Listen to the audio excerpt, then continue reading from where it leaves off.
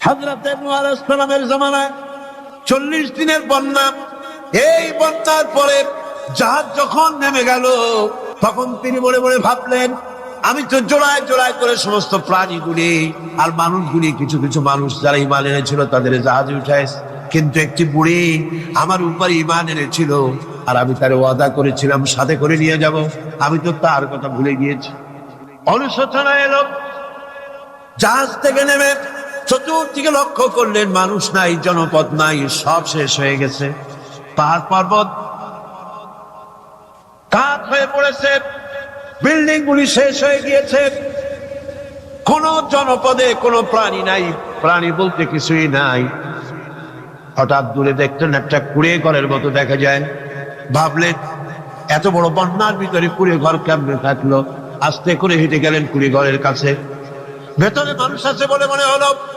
বাইরের থেকে প্রশ্ন করলেন, ভিতরে কে? জবাব এলো, আমি এই ঘরের মালিক, আমি এক বুড়ি বিধবা এক মহিলা। আপনি কে? তিনি বললেন, আমি হচ্ছি এই জামানার পয়গম্বর হযরত নূহ আলাইহিস সালাম। বুড়ি বলছেন, আমারও ধারণা তাই। আপনি আমাকে ওয়াদা করেছিলেন বন্যা হলে পরে, বন্যার আভার যখন আপনি পাবেন, আমাকে আপনি সাথে করে জাহাজে উঠায় নিয়ে দিবেন। আমার মনে হয় বন্যা কবে হবে সেই খবর দেওয়ার জন্য আপনি এসেছেন। হযরত নূহ আলাইহিস সালাম সিজদায় পড়ে কাঁদতে লাগলেন, বললেন, রব্বুল আলামিন, তোমার কুদরত বোঝার ক্ষমতা আমার নাই। 40 দিন পর্যন্ত পানির ভিতরে মানুষ কেমনে জীবিত রইল? আল্লাহ পাক শোনালেন, রোরে বিপদ যখন এলো, তুমি তোমার উম্মতকে ভুলে যেতে পেরেছো, ভুলে গিয়েছো, কিন্তু আমি রব্বুল আলামিন রহমানুর রহিম, আমি আমার বান্দিরে ভুলি নাই। পানির স্রষ্টা আল্লাহ, পানির ভিতরে তিনি বাঁচাতে পারেন, আবার তিনি আগুনের ভিতরে বাঁচাতে পারেন, সবকিছু করতে পারেন, সমস্ত ক্ষমতা আল্লাহ পাকের। গভীর রাত্রে হযরত ফাতিমা রাদিয়াল্লাহু তাআলা আনহা ইন্তেকাল করলেন। কিছু সংখ্যক সাহাবীদের কাছে খবর দিয়া অল্প সময়ের ভিতরে জানাজার ব্যবস্থা করা হলো। হযরত আবু যর গিফারী রাদিয়াল্লাহু তাআলা আনহু কবরের ভিতরে নেমে গেলেন। কবরের ভিতরে নেমে গিয়া হযরত আবু যর বলেন, রে কবর, তোর ভিতরে আজকে কাকে রাখবো, তুই কি তা জানিস নাকি? কোনো জবাব আসে না। হযরত আবু যর বলেন, কবর রে, তোর ভিতরে আজকে যাকে রাখবো তিনি হতেছেন হযরত ইমাম হাসান হোসেনের মা। বেহেশতের সমস্ত জওয়ানদের সরদার হবেন যারা, সেই দুইজনের মা তোর ভিতরে রাখবো, খবরদার বেয়াদবি করবি না। কোনো জবাব না পেয়ে হযরত আবু যর বলেন, ওগো কবরের মাটি, তোর ভিতরে কাকে রাখবো কি জানিস?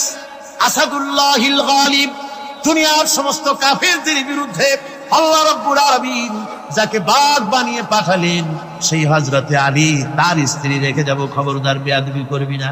কোনো জবাব আসে না।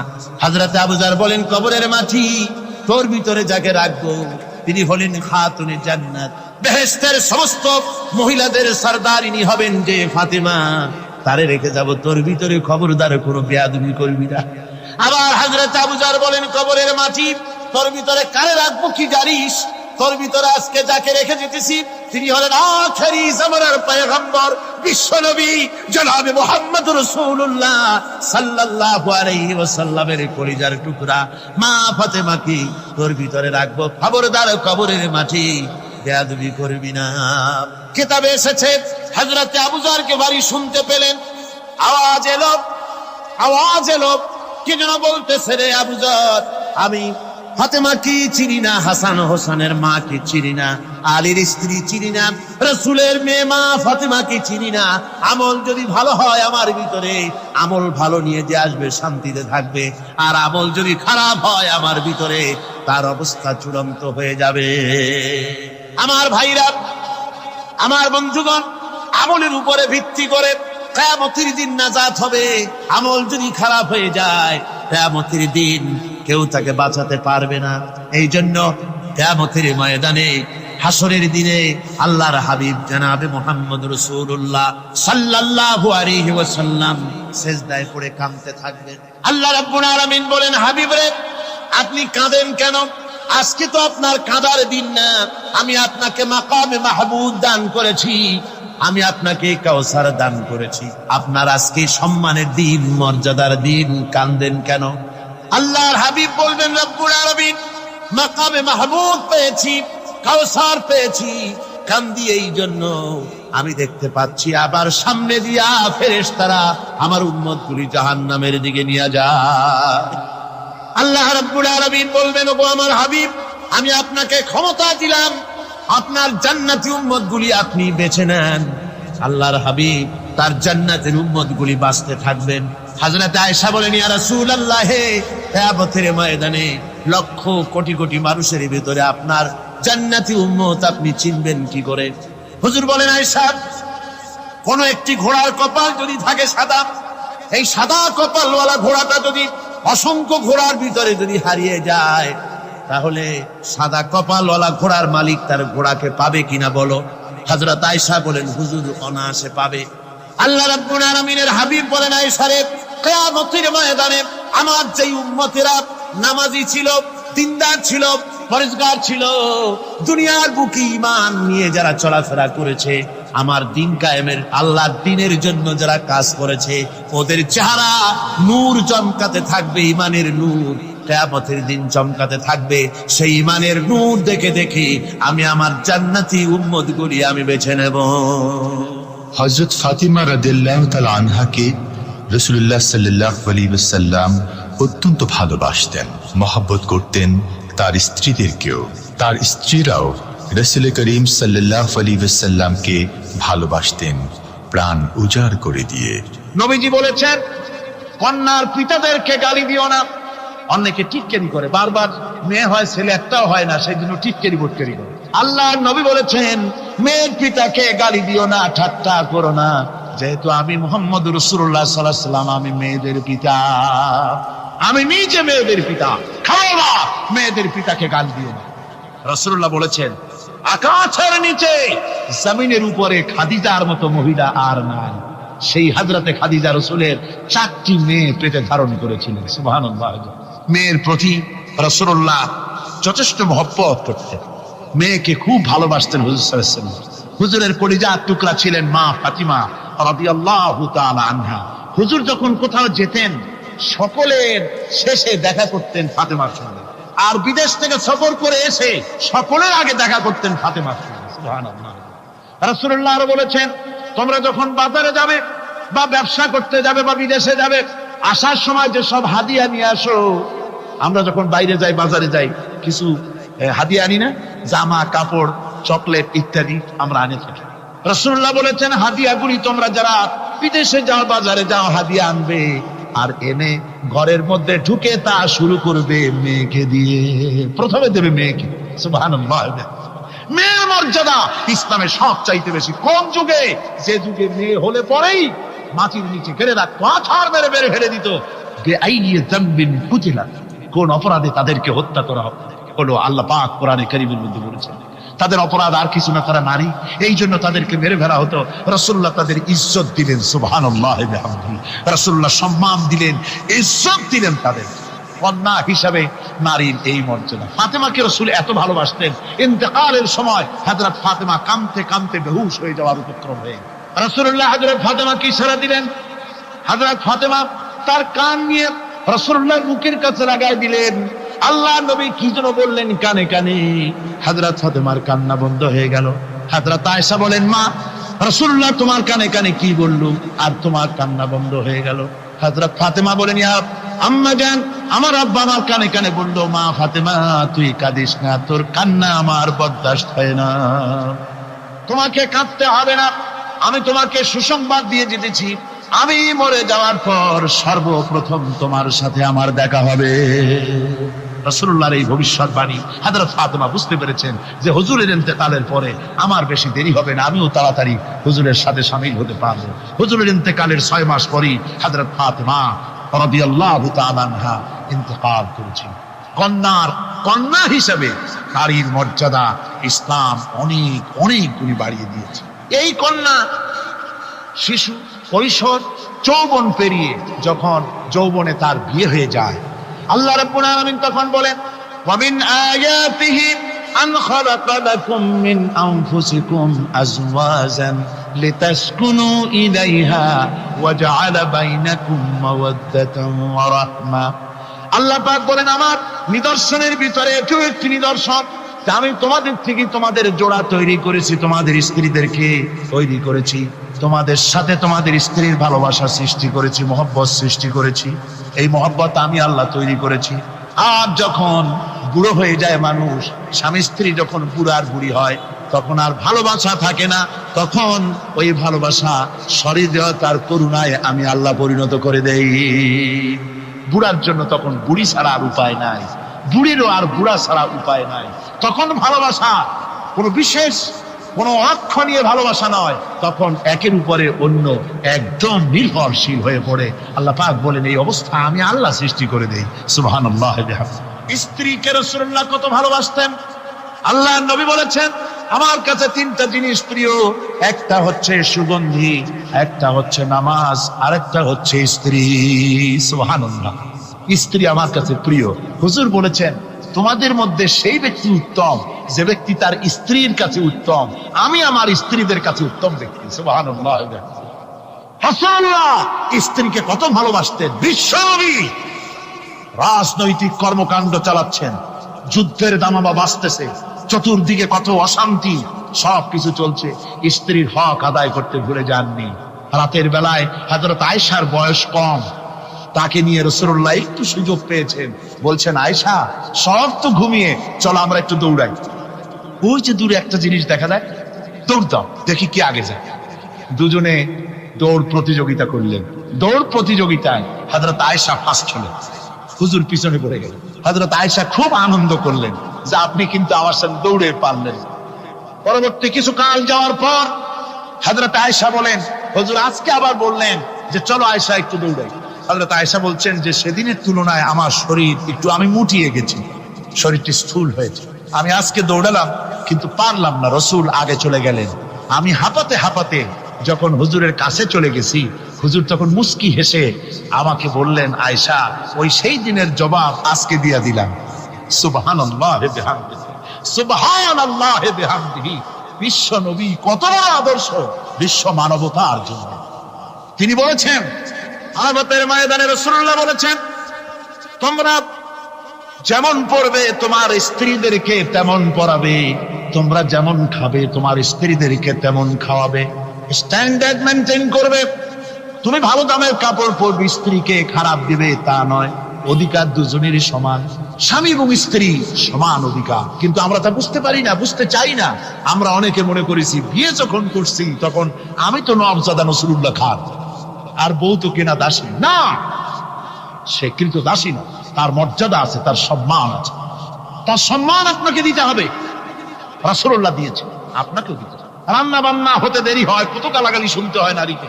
আল্লাহর নবীর স্ত্রী হযরত আয়েশা বলেছেন, আল্লাহর নবী কাজ করে, মানুষের সঙ্গে কথা বলে, রাষ্ট্রীয় দায়িত্ব পালন করে ঘরের ভিতরে এসে যখন দেখেছেন রান্না হতে দেরি আছে, রাসূলুল্লাহ বিরক্ত হন নাই, ভ্রু কুঞ্চিত করেন নাই, চোখ মোটা করেন নাই, আমাকে কোনো কথা শোনান নাই, বরং আমার কাছে বসে রান্নায় আমাকে সহযোগিতা করেছে। সুবহানাল্লাহ বিহামদিহি। এই হলো আল্লাহর রাসূল, এই হলো বিশ্ব নবী। স্ত্রীর সঙ্গে কি মহব্বত! সুবহানাল্লাহ। হুজুর মহব্বত করতেন স্ত্রীদেরকে। রাসূলুল্লাহর ঘরে দৌলত ছিল না, কিন্তু মহব্বত দিয়ে ভরা ছিল ঘরটা। হুজুরের ঘরে ফ্রিজ নাই, এসি নাই, হুজুরের ঘরে কার্পেট নাই, হুজুরের ঘরের মধ্যে জাদিম নাই, তোশক নাই, বড় বড় কম্বল নাই, আরামের কোনো জিনিস নাই, মডার্ন ইকুইপমেন্টস কিচ্ছু নাই, দৌলত নাই, কিন্তু মহব্বত দিয়ে ঘরটা ভরা। হযরত আয়েশা বলেছেন, আমি পানি পান করে, যখন আমি পানি পান করে গ্লাস রেখে দিতাম, আল্লাহর নবী তখন গ্লাসের সেই জায়গায় ঠোঁট লাগাতেন যেখানে আমি ঠোঁট লাগাইয়া পানি পান করেছি। আমি গোশত চিবোতাম, রাসূলুল্লাহ আমার হাত থেকে গোশত টুকরা দিয়া সেই জায়গায় চিবোতেন যেখানে আমি চিবুয়েছি। সুবহানাল্লাহ। আমার ভাইরা, রাসূল তার স্ত্রীদেরকে মহব্বত করতেন, স্ত্রীরাও রাসূলকে মহব্বত করতেন দারুণ ভাবে। একবার হযরত আয়েশা সিদ্দিকা রাদিয়াল্লাহু তাআলা আনহা হুজুরকে গোসল করাতেছিলেন, মাথার উপরে পানি ঢালতেছেন, হুজুর একটা চৌকির উপরে বা একটা তক্তার উপরে বসে আছে। গোসলের পানির ভিতরে রাসূলুল্লাহ দেখতে পেলেন রক্তের মতো কি যেন প্রবাহিত হয়ে যাচ্ছে। হুজুর জিজ্ঞেস করেন, আয়েশা রে, পানির ভিতরে রক্তের মতো কি দেখা যায়? হযরত আয়েশা বলেন, হুজুর আপনি যখন বসেছিলেন অসতর্ক মুহূর্তে তক্তার নিচে আমার একটা আঙ্গুল পড়েছিল, পায়ে আঙ্গুলটা ফেটে বোধহয় রক্ত বেরোতেছে। রাসূলুল্লাহ তাড়াতাড়ি করে উঠলেন আর ওই আঙ্গুলকে ব্যান্ডেজ করে দিলেন। রাসূলুল্লাহ বললেন, আয়েশা রে, আঙ্গুল ফেটে গেছে, একটু আহাহু পর্যন্ত করলে না, এতক্ষণ তুমি কষ্ট করলে কেন? হযরত আয়েশা বলেন, ইয়া রাসূলুল্লাহ, ওটা তো একটা পায়ের আঙ্গুল। আয়েশার কলিজাটা ফেটে যদি রক্ত বেরোতো রাসূলুল্লাহকে উঠতে বলতে আমি পারতাম না। কি মহব্বত রাসূলের সাথে। হযরত আয়েশা বলেন, হুজুর সাল্লাল্লাহু আলাইহি ওয়াসাল্লাম স্ত্রীদেরকে এত ভালোবাসতেন, আমাদের ঘরে গোশত টোস্ত তেমন রান্না বান্না খুব কম হতো। গোশত রান্না হবে কি, মাসের পর মাস চলে গেছে রাসূলের বাড়িতে, হুজুর স্ত্রীরা বলেছেন আমাদের ঘরে চুলে আগুন জ্বলে নাই, একটু শুকনা রুটি, একটু শুকনা খেজুর আর একটু পানি খেয়ে আমাদের জীবন চলেছে, এরকমের অবস্থা হয়েছে। তারপরে এই অবস্থা চলেছে, এর মধ্যে যদি কখন একটু গোশত আসছে, হুজুর যখন ছাগল টাগল ইত্যাদি ছাগল দুম্বা জবাও করেছেন, এই দুম্বার গোশত নিয়ে ছাগলের গোশত নিয়ে রাসূলুল্লাহ নিজে বেরোতেন। হযরত খাদিজার বান্ধবী কোথায় আছে খুঁজে ওই বান্ধবীর কাছে গোশত পৌঁছে দিয়ে আসতে। হযরত আয়েশা বলেন, একদিন আমার ঘুম ভেঙে গেল, দেখি হুজুর আমার কাছে নেই, গেলেন কোথায়? খুঁজতে খুঁজতে যায় দেখি মসজিদে নববীর ভিতরে হুজুর হাত তুলে বসে আছেন, মোনাজাত করতেছেন। আমি পেছনে গিয়ে হাত তুলি, আমি শুনতে পাচ্ছি নবীজি দোয়া করছেন, রব্বুল আলামিন কিয়ামতের ময়দানে যেদিন সন্তান তার পিতাকে ভুলে যাবে, মা তার সন্তানকে হারায় ফেলবে, ওই কঠিন হাসরের ময়দানে আমি যেন আমার খাদিজাকে হারাইয়া না যাই। মুনাজাতের শেষে হযরত আয়েশা বলেন, ইয়া রাসূলুল্লাহ, খাদিজার কথা আপনার এত কেন বারবার মনে পড়ে? একটা বুড়িরে বিয়ে করেছিলেন 25 বছর বয়সের সময়, 40 বছর বুড়ি, তার কথা কেন এত মহব্বত আপনার মনে পড়ে? তার থেকে যুবতী মেয়ে, সুন্দরী মেয়েকে আপনার স্ত্রী হিসেবে আপনি পান নাই। হুজুর বলেন, আয়েশা রে, খাদিজার সম্পর্কে এমন কথা তুমি আর বলো না, তোমরা সবাই আমার সুখের দিনের স্ত্রী, আর খাদিজা আমার এমন সময় স্ত্রী ছিল যখন মক্কায় আমার আশ্রয় ছিল না, তামাম মক্কা নগরীতে আমার আশ্রয় ছিল না।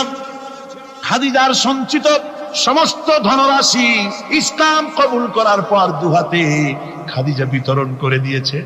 হযরত আয়েশা বলেন, হুজুর আমার গোস্তাকি মাফ করে দেন, আমি আর এরকম বলবো না, তবে খাদিজা সম্পর্কে আমার কিছু একটু শোনান।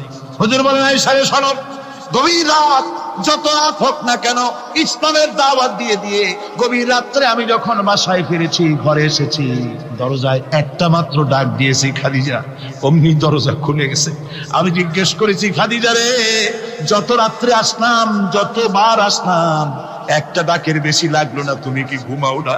হযরতে খাদিজা বলেছেন, ইয়া রাসূলুল্লাহ, আমার মনের ভিতরে ভয় থাকে, আল্লাহর রাসূল দ্বীনের খেদমতে বাইরে আছেন, আমি যদি আরামে বিছানায় ঘুমায় থাকি আর নবীজি দরজায় তার কাছে দাঁড়ায় আমারে ডাকাডাকি করবেন, উঠতে যদি দেরি হয়ে যায় নবীজির সঙ্গে বেয়াদবি হয়ে যাবে, এই মনে করে আপনি না আসা পর্যন্ত দরজার সাথে পিঠ লাগাই আমি দাঁড়াইয়া দাঁড়াইয়া ঘুমাই। আমার ভাইরা, হযরতে খাদিজার ইজ্জত স্বয়ং আল্লাহ দিয়েছেন। কে দিয়েছে?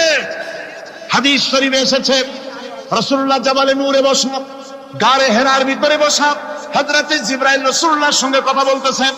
একটু পরে হযরতে জিবরাইল বলেন, ইয়া রাসূলুল্লাহ, আমি আর এখানে বসবো না, আমি এখন চলছি, আমি দেখতে পাচ্ছি খাদিজা আসতেছে আপনার জন্য খাবার নিয়ে।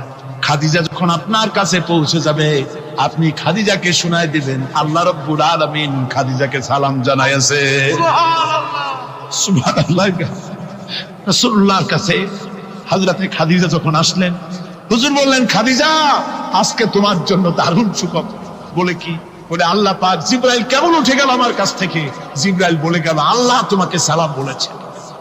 হযরত খাদিজা কেঁদে ফেললেন, বললেন, ইয়া রাসূলুল্লাহ, আমার নারী জন্ম সার্থক, আল্লাহ আমাকে সালাম বলেছে, এর জবাব কেমনে দিতে হয় হুজুর আমি তো জানি না, আপনি আমার পক্ষ থেকে আল্লাহর সালাম কিভাবে দেওয়া লাগে আপনি দিয়ে দিন, আমি তো বুঝি না কেমনে আল্লাহর সালামের জবাব দেব। হুজুর বললেন, খাদিজা, শুধু আল্লাহ নয়, জিবরাইলও তোমাকে সালাম বলে গেছে। হযরতে খাদিজা বললেন, হযরত জিবরাইলকে আমার সালামের জবাবটা ওয়ালাইকুম আসসালাম বলে দিই। হযরত খাদিজার এই মর্যাদা ছিল। আমার ভাইরা, রাসূল পাক সাল্লাল্লাহু আলাইহি ওয়াসাল্লাম এভাবে মহব্বত করেছেন স্ত্রীদেরকে। সুতরাং স্বামী স্ত্রীর মহব্বত আল্লাহ জান্নাতি নিয়ামত। কিসের নিয়ামত? যে ঘরের মধ্যে স্বামী স্ত্রীর মধ্যে মিল মহব্বত আছে এটা বেহেশতের মতো, আর যেখানে মিল মহব্বত নাই এটা জাহান্নামের মতো। ঠিক কি?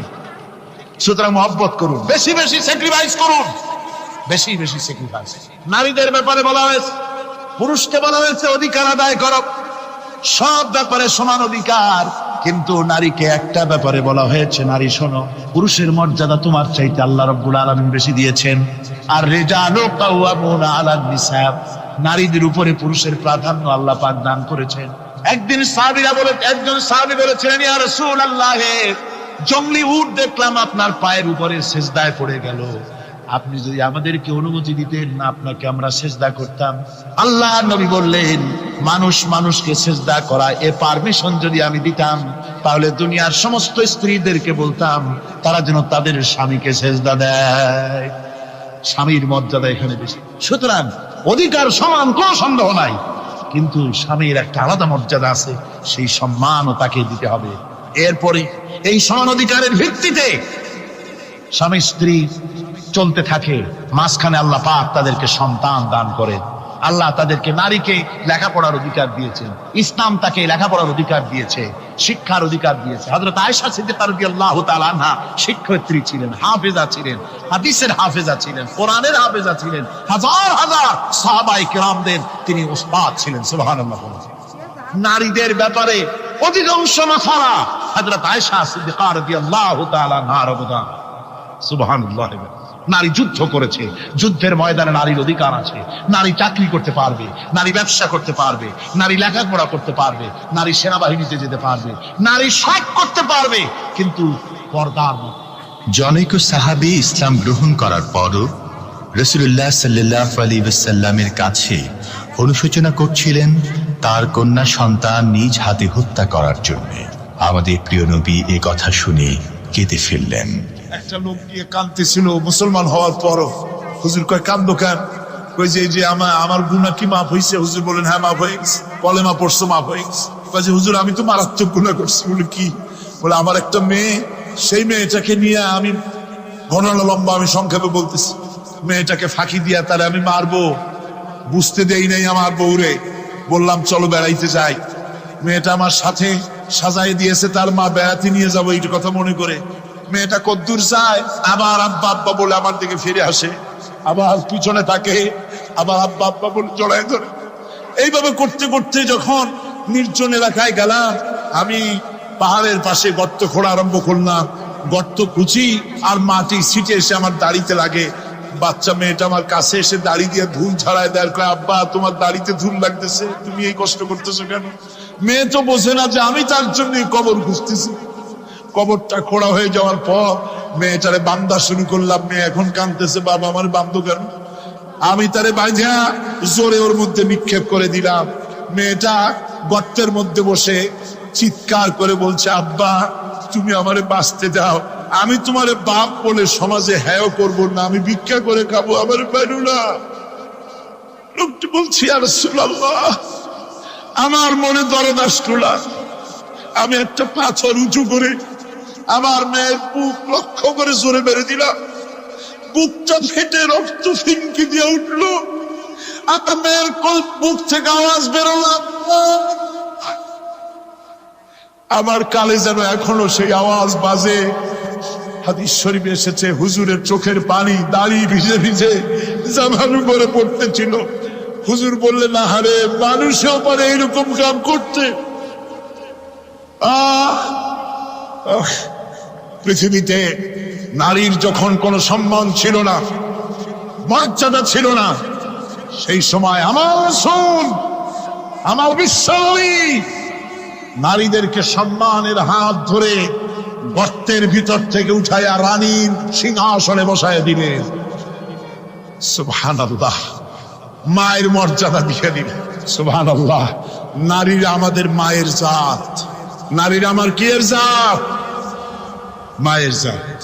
আমার মা বোনেরা, তোমাদের সম্মান কত তোমরা জানো না। আমরা পুরুষ, আমাদের পায়ের তলে জুতা, আর তোমরা আমাদের মায়ের জাত, তোমরা নারী, তোমাদের পায়ের তলে আল্লাহর জান্নাত, আল্লাহর দেশটা তোমাদের পায়ের তলে।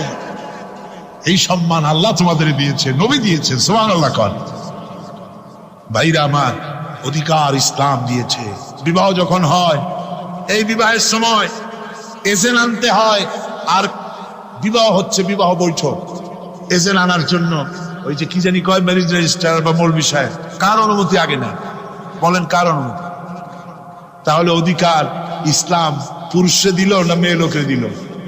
আগে মেয়ে লোকের কাছে যাও, মেয়েটাকে জিজ্ঞেস করো সেই বিবাহে রাজি আছে কিনা।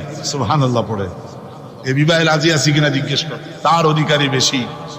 এরপরে এই বিবাহে করার ব্যাপারে কত বৈষম্য। আজ বিবাহ করতে গেলে যৌতুকের প্রথা এসেছে। রাসূলুল্লাহ যৌতুক দিয়েছিলেন, ওটা যৌতুক না, ওটা উপহার, ওটা হাদিয়া। রাসূলুল্লাহ তোহফা দিয়েছিলেন হুজুরের জামাই। সুবহানাল্লাহ, কি জামাই! এক জামাই তো জিন্নুর আইন, যাকে ফেরেশতারা পর্যন্ত লজ্জা করতো যারে দেখে, হযরত উসমান রাদিয়াল্লাহু তাআলা আনহু। আর একজন হযরত আলী কাররামাল্লাহু ওয়াজহাহু। হযরত আলী, যার সম্পর্কে রাসূল পাক সাল্লাল্লাহু আলাইহি ওয়াসাল্লাম যাকে কত সম্মান দিয়েছেন, কত মর্যাদা দিয়েছেন, এই হলো হযরত আলী হুজুরের জামাই। আনা মাদিনাতুল ইলম ওয়া আলিউম বাবুহা, আমি হলাম জ্ঞানের রাজ্য, আর আলী হলো সেই রাজ্যে প্রবেশের দরজা। সুবহানাল্লাহ। ভাইরা, এই হলো জামাই। আর মেয়ে খাতুনে জান্নাত বিনতে রাসূল, বেহেশতের সমস্ত রমণীদের সরদারিনী মা ফাতিমাতুজ জাহরা রাদিয়াল্লাহু তাআলা আনহা। কি উপহার দিলেন বিয়েতে রাসূল! এই মেয়ে আর এই জামাই। উপহার হলো খেজুরের ছোবড়ার একটা তোষক, পানি উঠাবার জন্য একটা মশক, আর আটা পেশা একটা জাত। এই হলো নবীর মেয়ে আর জামাইয়ের জন্য। রাসূলুল্লাহ সাল্লাল্লাহু আলাইহি ওয়াসাল্লামের স্ত্রী মা উম্মে হাবিবা আমাদের প্রিয় নবীর সম্মানের প্রতি ছিলেন খুবই যত্নশীল। তার পিতা তখন ইসলাম গ্রহণ করেননি। এমন অবস্থায় পিতা ঘরে প্রবেশ করলে রাসূলুল্লাহ সাল্লাল্লাহু আলাইহি ওয়াসাল্লামের স্ত্রী তার পিতার সাথে যে আচরণ করেছিলেন, এখন আমরা শুনব সে কাহিনী। আবার স্ত্রীরা রাসূলের প্রতি কি ভালোবাসা দেখেছেন। হযরত উম্মে হাবিবা রাদিয়াল্লাহু তাআলা আনহা, আমাদের মা আবু সুফিয়ান রাদিয়াল্লাহু তাআলা আনহু, তার মেয়ে। তার কাছে আবু সুফিয়ান তখনও কাফের, সেই কুফরি হালতে মেয়ের ঘরে গিয়েছেন। যাওয়ার পরে হযরত উম্মে হাবিবা বাপ যখন বসতে গিয়েছেন, তখন উম্মে হাবিবা বলছেন যে আব্বা একটু দাঁড়ান। এই অবস্থায় দাঁড়াতে বলে বিছানাটা উল্টায়া দিয়া তারপরে বললেন যে বসেন। বাপ মনে খুব দুঃখ পেলেন। আবু সুফিয়ান বললেন, মা উম্মে হাবিবা, আমি তোমার পিতা, ভালো একটা বিছানা থাকলে তাই বিছায় দেওয়া উচিত ছিল, আর তুমি বিছানাটা উঠাইয়া তারপরে আমার খালি জায়গায় বসতে বললা, আমি তোমার ব্যবহারে আহত হলাম। হযরত উম্মে হাবিবা বলেন, আব্বা জান, নিশ্চয়ই আপনি আমার আব্বা, শ্রদ্ধেয় পিতা, কোনো সন্দেহ এতে নাই, কিন্তু আপনি একজন কাফের। আল্লাহর রাসূল যে বিছানায় বসে, সেই বিছানা আমি একটা কাফেরকে বসতে দিতে পারি না। আল্লাহর নবী বলেছেন, মৃত্যুর সময় মালাকুল মউতকে দেখার পরে এমন পানির পিপাসা হবে, মানুষ বলবে, আয় আল্লাহ, 7টা সমুদ্রের পানি যদি পান করতে পারতাম, যে পিপাসা লেগেছে এই পিপাসা নিবারণ হতো না। মানুষেরা বোঝে না, সেই জন্য বলে, কোন নেতা যখন হসপিটালে অসুস্থ হয়, কয় যে নেতা হসপিটালে মৃত্যুর সঙ্গে পাঞ্জা লড়িতেছে। হ্যাঁ, মৃত্যুর সাথে পাঞ্জা লড়বা তুমি। মালাকুল মউত দেখলে তো তোমার কলজে ঠান্ডা, হিম শীতল হয়ে যাবে মালাকুল মউতকে দেখলে। হযরত আবু বকর রাদিয়াল্লাহু তাআলা আনহু খুব কাঁদতে লাগলেন। তিনি বুঝতে পেরেছেন যে এই পৃথিবীতে সমস্ত সম্পদ দিতে চেয়েছিলেন আল্লাহ যাকে, তার নাম বিশ্বনবী। তিনি সবগুলি উপেক্ষা করে আল্লাহর সঙ্গে দিদার করা বেশি পছন্দ করেছেন। আমরা অতি তাড়াতাড়ি নবীজি থেকে নবীর এতিম হয়ে যাব। পরের দিন ইশার নামাজের রক্ত হলো, আযান হয়ে গেল, মসজিদে মুসল্লিরা ভরে গেছে, সাহাবায়ে কেরাম সব এসে গেছেন। হুজুরের জন্য বহুক্ষণ অপেক্ষা করার পর হযরতে আবু বকর রাদিয়াল্লাহু তাআলা আনহু তিনি ইমামতির জায়গায় দাঁড়ায় গেছেন। নবীজি বেহুশ অবস্থায় ছিলেন ঘরের মধ্যে। হুশ আসার পর তিনি হযরত আয়েশাকে বললেন, আয়েশা, মসজিদে নববীতে এখন কি হতেছে? তিনি বললেন, নামাজ হচ্ছে। লোকেরা আপনার অপেক্ষা করেছে, কিন্তু আপনাকে না পাইয়া, দীর্ঘক্ষণ অপেক্ষা করার পর আপনাকে না পেয়ে আমার বাবার ইমামতিতে তারা নামাজ পড়তেছে, কিন্তু মুসল্লিদের মধ্যে কান্নার রোল পড়ে গিয়েছে। তাদের ধারণা হয়েছে নবীজির জায়নামাজে যখন হযরত আবু বকর দাঁড়ায় গেছে, নবীজির পিছনে নামাজ পড়া আর আমাদের কিসমতে হবে না। নবীজি বলছেন, আয়েশা রে, মসজিদে নববীর দিকের দরজাটা খুলে দাও, আমি নামাজের দৃশ্য দেখতে চাই। দরজা খুলে দেওয়া হলো। নবীজি কোন রকম মাথা উঁচু করে মসজিদে নববীতে নামাজের দৃশ্য নিজে অবলোকন করে আবার শুয়ে পড়লেন। হযরত আয়েশা লক্ষ্য করে দেখেন নবীজির চোখের পানি দিয়ে কোনা দিয়া পানি বেয়ে বেয়ে পড়ছে। হযরত আয়েশা প্রশ্ন করলেন, ইয়া রাসূলুল্লাহ, নামাজের দৃশ্য দেখি কাঁদছেন কেন? হুজুর বলেন, আয়েশা রে, এটা কোনো দুঃখের পানি নয়, আমি কাঁদতেছি এই জন্য, এই নামাজের জামাত কায়েমের জন্য তাইফের ময়দানে অনেক রক্ত ঝরেছে, আবার উহুদের ময়দানে দান দান শহীদ হয়েছে, সাহাবায়ে কেরাম জীবন দিয়েছে। আজ আমি দেখতে পেলাম আমার উম্মতেরা জামাতে নামাজ পড়ছে। আমার ধারণা হলো ভবিষ্যতে কিয়ামত পর্যন্ত আমার উম্মতেরা এইভাবে জামাত বন্দী হয়ে নামাজ আদায় করবে। নবীজি আবার বেহুশ হয়ে পড়লেন। মসজিদে নববী থেকে আজ আর কেউ বাড়ি যায় না, সবাই কান্দে। আজ রাত বোধহয় নবীজি কাটাবেন না। মেয়েরা কাঁদতেছে, সাহাবায়ে কেরাম কাঁদতেছেন, আজওয়াজে মুতাহারাত তারা কাঁদতেছেন। নবীজির আবার হুশ হলো, তাকায় দেখেন ঘরের মধ্যে কান্নাকাটি, মসজিদে নববীতে কান্নাকাটি। সব থেকে বেশি কাঁদতেছেন মা ফাতেমা। নবীজি হযরত ফাতেমার কান্না দেখে ইশারা করলেন, কাছে আয়। হযরত ফাতেমা রাসূলের কাছে গেলেন। নবীজি কানে কানে কি যেন বললেন, কান্নাটা বন্ধ হয়ে গেল। হযরত আয়েশা জিজ্ঞেস করলেন, মা, তোমার আব্বা তোমার কানে কি বললো আর কান্না বন্ধ হয়ে গেল? হযরত ফাতেমা বলে, আম্মাজি, আমার আব্বা আমাকে বললেন, মা ফাতিমা, তোমার কান্না আমার বরদাস্ত হয় না, কেঁদো না, আমি মৃত্যুর পরে সকলের আগে তোমার সাথে আমার দেখা হয়ে যাবে।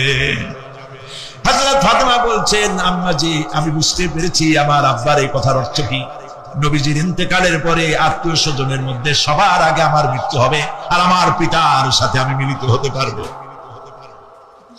রাত যখন শেষ হয়ে এলো, নবীজির হুশ হয়েছে। তাকায় দেখেন হযরত জিবরাইল দাঁড়ানো। হযরত জিবরাইল নবীজির চেহারা মোবারকের দিকে তাকায় বলেন, আসসালামু আলাইকা ইয়া রাসূলুল্লাহ। আল্লাহ আপনাকে সালাম বলেছেন, আর আল্লাহ পাক জানতে চেয়েছেন আপনার মুখে আপনি কেমন আছেন। আল্লাহ জানেন আপনার অবস্থা কি, তারপরেও আপনার মুখে শুনতে চেয়েছেন আপনি কেমন আছেন। নবীজি বলছেন, জিবরাইল, বড় কষ্টে আছি, বড়ই যন্ত্রণা, বড়ই কষ্ট। হযরত জিবরাইল বলছেন, ইয়া রাসূলুল্লাহ, আজকে এক নতুন ফেরেশতা আমি সাথে করে নিয়ে এসেছি।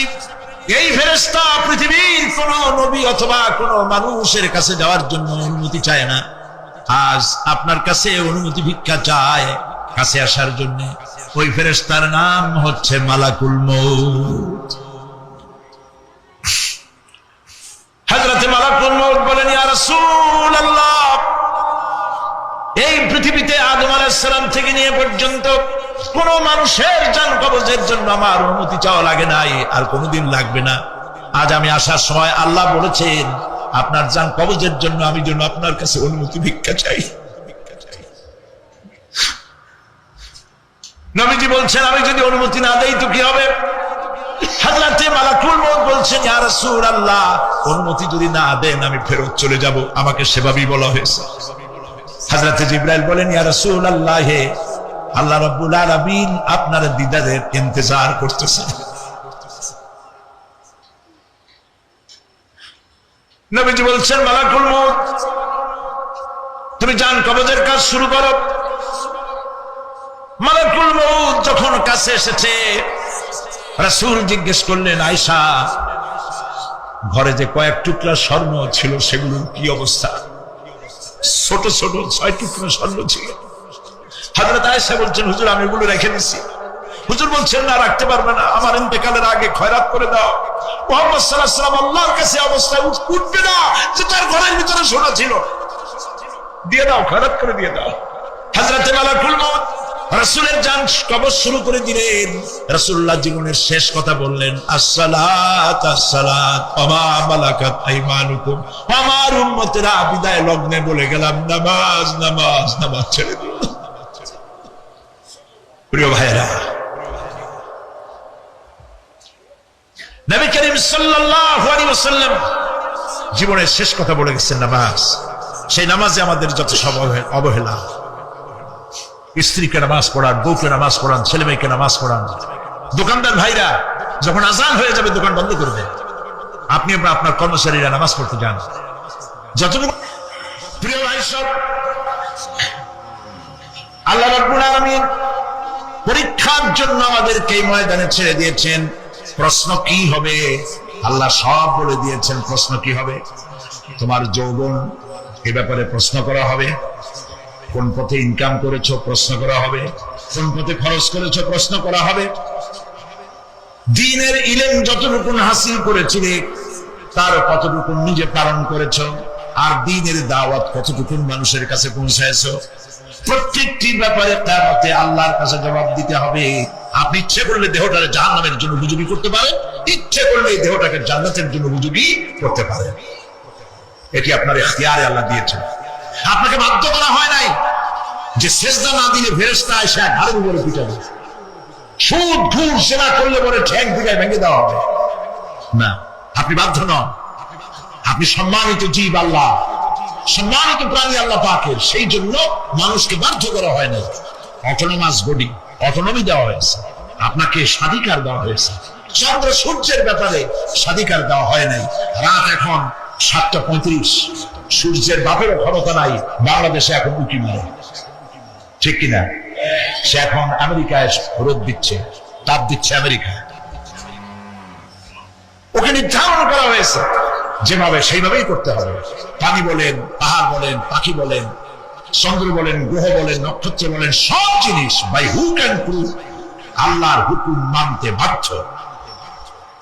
কোরআনে কারীমে আল্লাহ পাক বলেছেন, আফাগায়রা দীনিল্লাহি ইয়াবগুন ওয়া লাহু আসলামা মান ফিস সামাওয়াতি ওয়াল আরদি তাওআন ওয়া কারহা। আল্লাহর দেওয়া জীবন ব্যবস্থা ছেড়ে দিয়ে তোমরা কি অন্য কোন মতবাদ তালাশ করো? ওয়ালাহু আসলামা মান ফিস সামাওয়াতি ওয়াল আরদ, অথচ আকাশে যা আছে, জমিনে যা আছে, সব আনুগত্যের মস্তক আমার সামনে অবনত করে দিয়েছে। সুবহানাল্লাহ।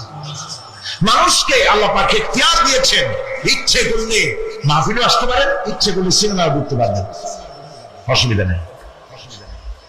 অসুবিধার জন্য কিয়ামত, ওখানে হিসাব হবে। এখানে আপনি সূর্য, চন্দ্র, ফেরেশতা, ফেরেশতারও কোনো মাজাল নাই, কোনো ইখতিয়ার নাই আল্লাহর হুকুমের বাইরে কিছু করে। আল্লাহ যা করতে বলেছেন তাই করতে হবে, এর বাইরে এক চুলও নড়তে পারবে না। কিন্তু মানুষেরা করতে পারবে। মানুষ ইচ্ছে করলে নামাজ রোজা ছাড়তে পারে, ইচ্ছে করলে আল্লাহর অমান্য করতে পারে। এটা তার বিচারের জায়গা না, এটা হলো পরীক্ষার জায়গা। এটা কিসের জায়গা? পরীক্ষার জায়গা। এখানে আপনি কামাই করলে ওখানে কিছু পাবেন, এখানে কামাই না করলে কিছু পাবেন না। আরো সোজা করে বলি, কোন কৃষক, যে কৃষক আষাঢ় মাসে, শ্রাবণ মাসে জমিন চাষ করে না, পৌষ মাসে তার গোলায় ধান আসবে? কথা বুঝেন নাকি বুঝেন? পৌষ মাসে গোলায় ধান আসবে? কোন পাগলও বলবে না যে তুমি তো চাষই করো নাই, তুমি জমিনে, তোমার জমিনের ফসল তোমার ঘরে আসবে কেন? কাজী এই দুনিয়ায় পরীক্ষা দিলে এখানে রেজাল্ট হয়, এখানে কাজ লাগাইলে এখানে ফল দেয়। কিন্তু মানুষের জন্য আল্লাহ পাক যে আমল তৈরি করেছেন, পরীক্ষা নেবেন, সেই পরীক্ষার রেজাল্ট এখানে হবে না। পরীক্ষার রেজাল্ট আউট হবে কোথায়? আখিরাতে। বলেন সবাই, কোথায় হবে? পরীক্ষার রেজাল্ট আউট হবে কোথায়? আখিরাতে। এখানে আপনি যা কামাই করবেন এখানে রিটার্ন দেওয়া হবে না। এখানে যা কামাই করবেন সমস্ত কামাই 700 গুণ বর্ধিত আকারে কিয়ামতে আল্লাহ আপনার হাতে ধরাই দিবেন। আল্লাহর ওয়াদা কি কোনো মিথ্যা? মিথ্যা হয় রাজনৈতিক দলের নেতারা, এই জাতীয় লোকেরা যারা মঞ্চে আসে আর বলে যে আমাদের ভোট দেন, আমরা ক্ষমতায় যাইতে পারলে আপনারা না খাইয়ে কেউ মরবেন না। কিন্তু কি খাইয়ে মরবে তাও কয় না। সেদিন শুনলাম এই যে নির্বাচন এখন একটা চলতেছে, স্লোগান বাপ দাঁড়াইছে, ছেলে তো বলে রহিম ভাই, আমার ভাই, তোমার বাপের নাম রহিম। তারপরে শুনলাম বলতেছে বেগুন ভাইয়ের চরিত্র, আজকে নাম রাখে তো আদর করে বেগুন পটল, বেগুন ভাইয়ের চরিত্র ফুলের মতো পবিত্র। আমি আরেকজনের পাশে থেকে বলি যে নামাজ পড়ে না একত্র, এমনই ফুলের মতো চরিত্র। তো দুনিয়ার ময়দানে আপনি যা কামাই করবেন এখানে রেজাল্ট আউট হবে, এখানে আপনি পাবেন ফল, এখানে পাবেন। যা করবেন এখানে গাছ লাগাবেন, ফল লাগাবেন, এখানে পাবেন। আর আল্লাহর জন্য যেটা করবেন সেটার ফল, সেটার রেজাল্ট কিয়ামতে বাইর হবে। সুবহানাল্লাহ। এখানে পরীক্ষা দিয়ে যদি কেউ ফেল করে, ম্যাট্রিক পরীক্ষা দিয়ে ফেল করেছে, ফাজিল পরীক্ষা দিয়ে ফেল করেছে, আবার পরীক্ষা দিয়ে পাশ করার সুযোগ আছে, আবারও ফেল করেছে, আবারও পরীক্ষা দিয়ে পাশ করার সুযোগ আছে। 10 বার যদি ফেল করে আরো 10 বার পাশ পরীক্ষা দিয়ে পাশ করার সুযোগ আছে। কিন্তু কিয়ামতের দিন আল্লাহ রাব্বুল আলামিনের জীবনের পরীক্ষায় কোন মানুষ যদি আল্লাহর আদালতে ফেল করে বসে একবার, দ্বিতীয়বার পরীক্ষা দেওয়ার আর কোন সুযোগ নাই। এই পৃথিবীতে যদি কেউ নিম্ন আদালতে মামলায় হেরে যায়, জজ কোর্টে করবে, যদি হেরে যায় হাইকোর্টে করবে, হেরে গেলে আপিল করবে সুপ্রিম কোর্টে, সুপ্রিম কোর্টেও যদি হেরে যায় তাহলে প্রেসিডেন্টের কাছে আপিল করবে। সুযোগ আছে কয়েকবার। কিন্তু কিয়ামতের দিন জীবনের আদালতে কোন মানুষ যদি একবার ফেল করে বসে, জীবনের মামলায় যদি একবার হেরে যায়, দ্বিতীয়বার আপিল করার আর কোন জায়গা নাই। সে আখেরাতে রেজাল্ট আউট হবে। আমরা সব মরে যাব, আমরা সব কি হব? সব মরে যাব। আল্লাহ পাক আমাদেরকে উঠাবেন না। মানুষকে কবরে রাখার সময় আমরা কি বলি? মিনহা খালাকনাকুম, জানেন না? পড়েন, মিনহা খালাকনাকুম ওয়া ফিহা নুঈদুকুম ওয়া মিনহা নুখরিজুকুম তারাতান উখরা। এই মাটি দিয়ে তোমাকে তৈরি করা হয়েছিল, এই মাটির মধ্যে রেখে গেলাম, এর থেকে আবার তোমাকে উত্থিত করা হবে। কে বলতেছেন কথা? আল্লাহ পাক বলছেন, আল্লাহ তাআলা বলছেন। কি নিষ্ঠুর এই পৃথিবী! ভেবে দেখেছেন কি একবারও কি ভেবে দেখেছেন এই পৃথিবী কত নিষ্ঠুর? এই সন্তান সন্ততি সব একটি মোহ, একটি মায়া, একটি মহব্বত, একটি প্রতারণা। যে বইয়ের জন্য হারাম ইনকাম করেছেন, যে সন্তানদের জন্য হারাম ইনকাম করেছেন, জান দিলেন, রক্ত দিলেন, জীবন দিলেন, সারা রাত কষ্ট করেছেন, দৌড়দৌড়ি করেছেন, যখন মরে গেলেন যে বাচ্চাটা আপনি করে না দিলে কলিজা ঠান্ডা হয় না, সেই বাচ্চা বলবে, মাকে বলবে, মা বাপের লাশ যে রুমে আছে আমার সেখানে নিও না, আমার ভয় করে। ঠিক কিনা? স্ত্রীও আরো 2-1 লোক না হলে লাশের ঘরে থাকতে পারবে না, তারও ভয় করবে। থাকলে বড় জোর মা থাকতে পারে, বাপ থাকতে পারে। যাকে বিবাহ করার পর অনেক সন্তান আছে, মা বাপকে চোখে দেখতে পারে না, বোন কথা মতো মায়ের সাথে কথা বলা বন্ধ করে দেয়। হয়তো কুমিল্লা এরকম নাও থাকতে পারে। বউতে নালিশ করছে, মার সাথে কথা বলে, আবার বলে এই বুড়ি যে মরে না কেন? নাউজুবিল্লাহ, নাউজুবিল্লাহ। বুড়ি যারে মরার কথা বলতেছো তুমি, তোমার ছোট্টবেলায় যখন তোমার টাইফয়েড হয়েছিল, অসুখ করেছিল, গরিব বাবা, বাড়িতে ল্যাপ নাই, খাতা নাই, তোষক নাই, সেই জায়গায় মা তার কাপড় বিছায় দিয়া বুকের উপরে নিজের শরীরের উষ্ণতা দিয়া বাঁচায় রাখার চেষ্টা করেছে, নিজে না খেয়ে খাওয়াইছে, অসুখ সারে না। মা ওই মুমূর্ষ বাচ্চার সেরানে তার মাথার কাছে বসে তাহাজ্জুদের নামাজ পড়ে কোরআন শরীফ তেলাওয়াত করে, চোখ দিয়া পানি পড়ে আর বলতে থাকে, রব্বুল আলামিন আমার জীবনটারে দিয়া আমার কলিজার টুকরা সন্তানটারে বাঁচাইয়া দাও। যেই মা নিজের জীবন দিয়া সন্তান বাঁচাইতে চাইলো, সেই সন্তান আজকে বউ পাইয়া মাকে ভুলে যায়, মায়ের সাথে খারাপ ব্যবহার করে। আল্লাহ রাব্বুল আলামিন বলেছেন, মা বাবার সঙ্গে খারাপ ব্যবহার করো না, ভালোবাসায় কথা বলো। ওয়াকুল লাহুমা কাওলান কারীমা, সম্মান সূচক কথা বলো। মা বাবার জন্য দোয়া করো আমার কাছে। কে বলতেছে? আল্লাহ তাআলা বলছেন দোয়া করো আমার কাছে এই ভাষায়, রব্বিরহামহুমা কামা রাব্বায়ানি সগীরা। পড়েন সবাই, রব্বিরহামহুমা কামা রাব্বায়ানি সগীরা। আয় আমার রব, আমার মা বাপ জন্মের ছোটবেলায় আমাকে অত্যন্ত যত্ন করে লালন পালন করেছেন। আল্লাহ তাআলা তুমি দয়া করে আমার মা বাপকে তোমার রহমতের করে লালন পালন করো। সুবহানাল্লাহ। প্রত্যেক নামাজের পর সকলে এই দোয়া করবেন, মনে থাকবে? মনে থাকবে? প্রিয় ভাই সব, সেই কিয়ামতের মাঠে আমাদেরকে উঠতে হবে, আল্লাহর দরবারে উঠতে হবে। সেই সময় আমাদেরকে কেউ উপকার করবে না। يوم لا ينفع مال ولا بنون। সম্পদ আর সন্তান সন্ততি কোনো কাজে লাগবে না। মা তার সন্তানকে চিনবে না, সন্তান তার মাকে চিনবে না, বাপ তার সন্তানকে চিনবে না, কেউ কাউকে পরিচয় দিবে না।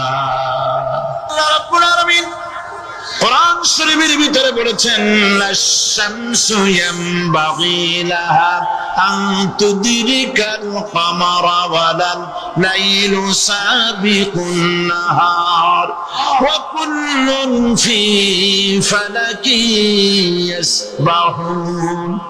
প্রবল জ্ঞানী হইবে যাহারা, আপন মনেতে বুঝিবে তাহারা, রাত্রি পারে না আগে যাইবার, দিনের স্থান করি অধিকার।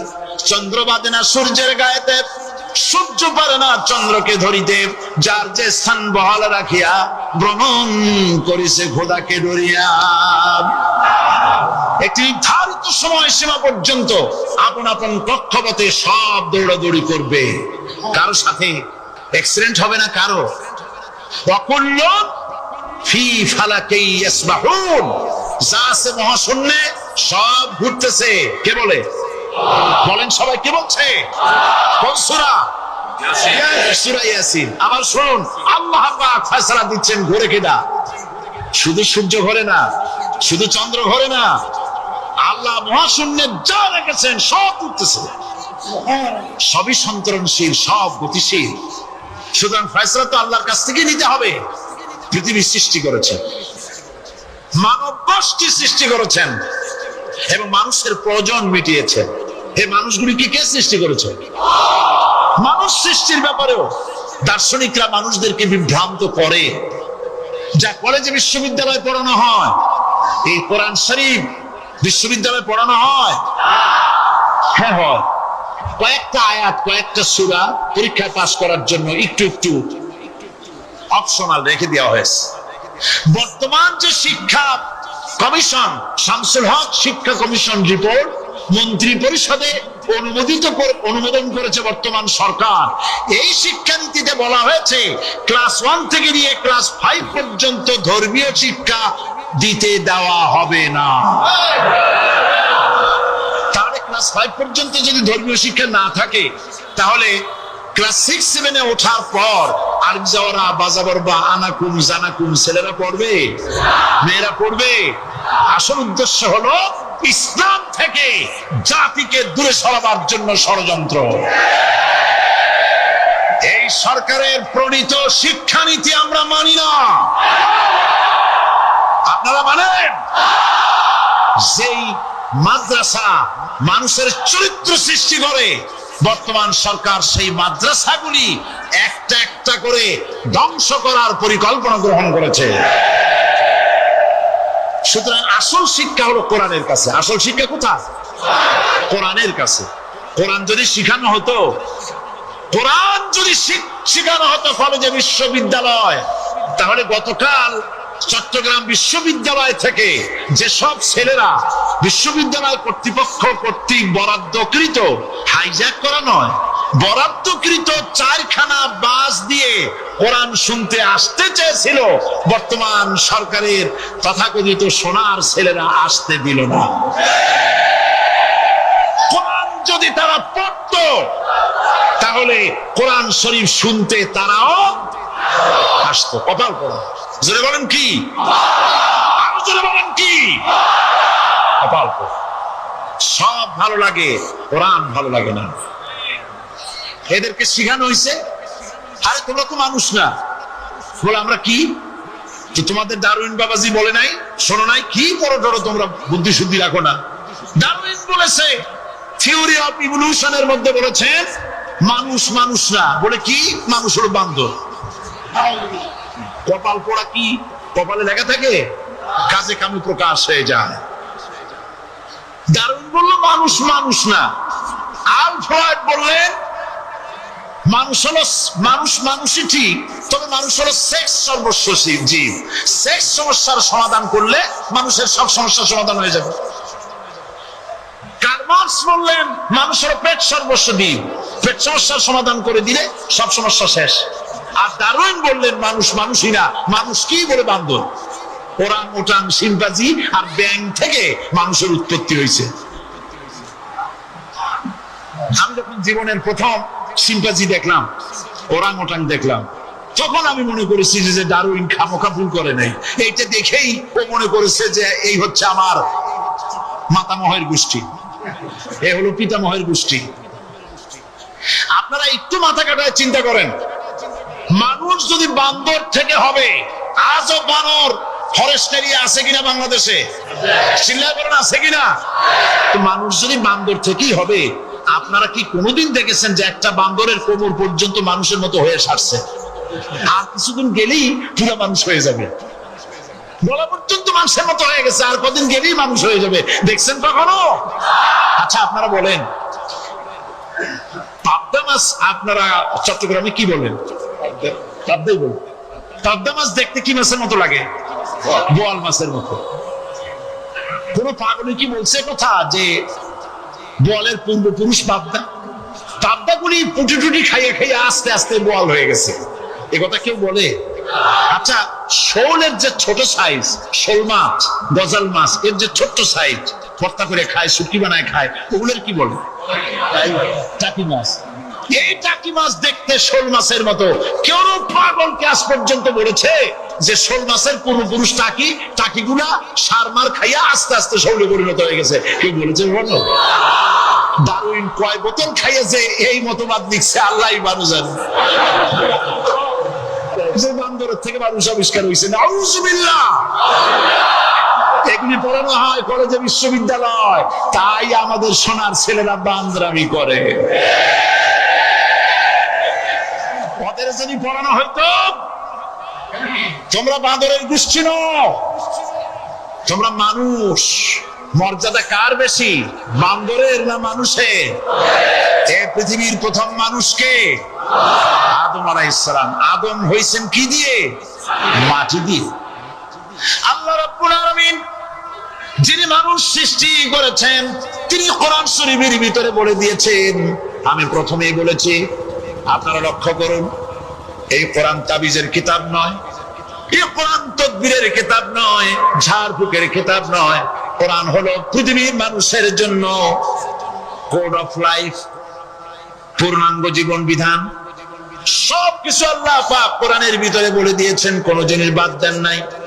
আপনি আমি কেমনে সৃষ্টি হয়েছি আল্লাহ পাক কোরআনের ভিতরে বলেছেন, ইন্না খালাকনাকুম মিন তুরাবিন সুম্মা মিন নুতফাতিন সুম্মা মিন আলাকাতিন সুম্মা মিন মুদগা। নিষ্প্রাণ মাটি দিয়ে তোমাকে উৎপন্ন করা হয়েছে, নিষ্প্রাণ মাটি উপাদান দিয়ে তোমাকে তৈরি করা হলো। মায়ের পেটের ভিতরে এক ফোঁটা নাপাক পানি জমাট রক্তে পরিণত হয়ে গেল, জমাট রক্ত আস্তে করে গোষ্ঠপিণ্ড হলো, গোষ্ঠপিণ্ডকে সুন্দর করে সাজায়া হাড্ডি গুড্ডি বানায়া স্ট্রাকচার তৈরি করে তার উপরে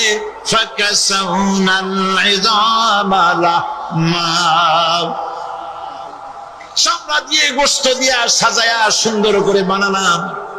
আল্লাহর পরিচয় শুনুন, আল্লাহ আমার কেমন আল্লাহ। মায়ের পেটের ভিতরে সন্তান বানায়া এরপরে যখন রূহ দেওয়া হয়েছে, ক্ষুধা লেগেছে, খাবারের প্রয়োজন হয়েছে, আল্লাহ রাব্বুল আলামিন ওই কচি বান্দা মায়ের পেটে বসে কি খাবে সেজন্য তার মা চিন্তা করে নাই, বাবা চিন্তা করে নাই, সরকার চিন্তা করে নাই। আল্লাহ রাব্বুল আলামিন মায়ের মাসিক অসুখকে বন্ধ করে দিয়ে সন্তানের নাভির সাথে আর মায়ের নাভির সাথে তার লাগায়া, পাইপ লাগায়া মায়ের মাসিক অসুখের রক্তগুলি দিয়ে সন্তানকে বড় বানালেন। মুখ দিয়া এই রক্ত পান করালেন না, মুখটাকে পবিত্র রেখে দিলেন যাতে করে পৃথিবীতে আসার পর ওই মুখ দিয়ে আল্লাহ রাব্বুল আলামিনের জিকির করতে পারো। সন্তান মায়ের ভিতরে, পেটের ভিতরে বড় হলো। আল্লাহ রাব্বুল আলামিন বলেন, মাস দিন যখন পুরা হয়ে গেল, সুম্মা নুখরিজুকুম তুফলা, বাচ্চার আকারে পৃথিবীতে নিয়ে আসলাম। এখন খাবা কি? পৃথিবীতে যখন বাচ্চা এলো তখন তার পেটের সাথে যে সংযোগ ছিল মায়ের নাভির সাথে আর সন্তানের নাভির সাথে, সেই সংযোগ তার আর কি থাকলো? কি করা হলো? কেটে দেওয়া হলো। লক্ষ্য করুন, খাবারের জন্য একটি মাত্র পাইপ আল্লাহ লাগাইছিলেন, পৃথিবীতে সন্তান আসার সঙ্গে সঙ্গে পাইপটা কেটে দেওয়া হলো। এবার কি খাবে? আল্লাহ রাব্বুল আলামিন মায়ের বুক থেকে সন্তানের জন্য এবার সিঙ্গেল সিগন্যাল, তার জন্য সিঙ্গেল কোন লাইন যেটা ছিল কেটে দিয়া মায়ের বুক থেকে সন্তানের জন্য ডাবল লাইন আল্লাহ চালু করে দিলেন। এমন দুধ বানায় দিলেন যা শুধু খাবার নয়, শুধু ফুড ভ্যালু নয়, এই দুধের ভিতরে ক্যালসিয়াম, এর মধ্যে ভিটামিন, এর মধ্যে আয়রন, এর মধ্যে মেডিসিন। দুনিয়ার এই সন্তান ছিল ফি কারারিন মাকিন, সুরক্ষিত জায়গার ভিতরে ছিল, কোন পলিউশন সেখানে যেতে পারতো না, রোগের জার্ম সেখানে যেতে পারতো না। দুনিয়ায় এলো দূষিত আবহাওয়ার ভিতরে। এই সন্তানকে এখনই অ্যান্টিবায়োটিক খাওয়ালে পরে অসুবিধা হবে। আল্লাহ রাব্বুল আলামিন মায়ের দুধের ভিতরে ঔষধ দিয়া রোগের প্রতিষেধক বানায়া দিলেন। এ হলো আমার আল্লাহ। এ আমার কে? আল্লাহ। জোরে বলেন আল্লাহ। আল্লাহ আল্লাহ রাব্বুল আলামিন মায়ের দুধ দিয়ে সন্তানকে বড় করলেন আর শোনায় দিলেন, খবরদার এই মায়ের সাথে, এই বাপের সাথে নাফরমানি করবি না। মা বাপের জন্য আমার কাছে দোয়া করবি, রব্বির হামহুমা কামা রাব্বায়ানি সগীরা। সবাই পড়েন আমার সাথে, রব্বির হামহুমা কামা রাব্বায়ানি সগীরা। আল্লাহ পাক শিখাই দিলেন বান্দারে আমার কাছে দোয়া করায়, আল্লাহ আমার মা বাপ আমাকে ছোটবেলায় যেভাবে স্নেহের কোলে লালন পালন করেছে, এইভাবে আমার মা বাপকে তোমার রহমতের কোলে লালন পালন করো। মনে থাকবে ভাইরা? বলে মনে থাকবে? প্রত্যেক নামাজের পরে মা বাবার জন্য দোয়া করবেন, বেঁচে থাকুক আর মরে যাক, দোয়া করবেনই। মনে থাকবে? রব্বির হামহুমা কামা রাব্বায়ানি সগীরা। আমার পরে রব্বির হামহুমা কামা রাব্বায়ানি সগীরা। আল্লাহ পাক মায়ের মর্যাদা এত বাড়াইছেন, সাহাবী প্রশ্ন করেছে, ইয়া রাসূলুল্লাহ খেদমত করব কার? হুজুর বলেন তোমার মায়ের, তারপরে কার? তোমার মায়ের, তারপরে কার? তোমার মায়ের, তারপরে কার? তোমার পিতার। বাপের চাইতে মায়ের মর্যাদা আল্লাহ 3 গুণ বাড়াইয়া দিলেন, 3 গুণ বৃদ্ধি করে দিলেন। হাদিস শরীফে এসেছে, হযরত আবী হুরায়রা রাদিয়াল্লাহু তাআলা আনহু রাসূলের কাছে এসে রাতের বেলায় কাঁদতেছিলেন। হুজুর প্রশ্ন করলেন, আবু হুরায়রা কাঁদো কেন? হযরত আবু হুরায়রা বলছেন, হুজুর মা আমাকে মেরেছে। তিনি প্রশ্ন করলেন, আচ্ছা মা তোমার মারলো কেন? তুমি কি কোনো বেয়াদবি করছো? তিনি বললেন না। তবে মারলো কেন? হযরত আবু হুরায়রা বলেন, ইয়া রাসূলুল্লাহ আপনার খেদমত থেকে বাড়ি ফিরতে আমার দেরি হয়ে গিয়েছিল। গভীর রাত্রে যখন বাড়ি গেছি, মা আমাকে প্রশ্ন করলেন, বাবা দেরি হলো কেন? কোথায় ছিলি? তাম পৃথিবীর মানুষ যেই কদম মোবারক চুমু দিতে পারলে ধন্য হয়ে যায়, সেই আখিরি জামানার পয়গম্বর নবী মুহাম্মদ রাসূলুল্লাহ সাল্লাল্লাহু আলাইহি সাল্লামের দরবার থেকে আসতে আমার দেরি হয়ে গেছে। ইয়া রাসূলুল্লাহ, আমার মা আপনার নাম শুনে তার গা জ্বলে উঠলো। তিনি কাফের, মুশরিকা। আপনার নাম শুনে অগ্নি শর্মা হয়ে আমাকে ধরে পিটানো আরম্ভ করলেন আর বললেন, আবু হুরায়রা, হয় মুহাম্মদ সাল্লাল্লাহু আলাইহি সাল্লামের বাড়ি ছাড়বি, নইলে আমার বাড়ি ছাড়বি, কি করবি বল। মার খেতে খেতে আমি বললাম, মা তোমার গায়ে যত শক্তি আছে আমারে মারো, তোমার বাড়ি শুদ্ধ তামাম দুনিয়াটা ছেড়ে দিতে পারি, মুহাম্মদ রাসূলুল্লাহর কদম মোবারক ছেড়ে দিতে পারি না। আল্লাহ, হুজুর আমার মা গলা ধাক্কা মেরে আমাকে বের করে দিয়েছেন। হুজুর বলছেন, আবু হুরায়রা, মা তোমাকে মেরেছে আর আমার কাছে নালিশ করছো, আমি তোমার মায়ের কোনো বিচার করতে পারবো না। সুবহানাল্লাহ, এত বড় পাওয়ারফুল নবী, শানওয়ালা, ইজ্জতওয়ালি, বরকতওয়ালি, এত বড় নবী বলছেন মা মেরেছে, আমার করার কিচ্ছু নাই। সুবহানাল্লাহ, তোমার মা মুশরিকা হোক আর যাই হোক, তোমার মা। সুবহানাল্লাহ বলেন।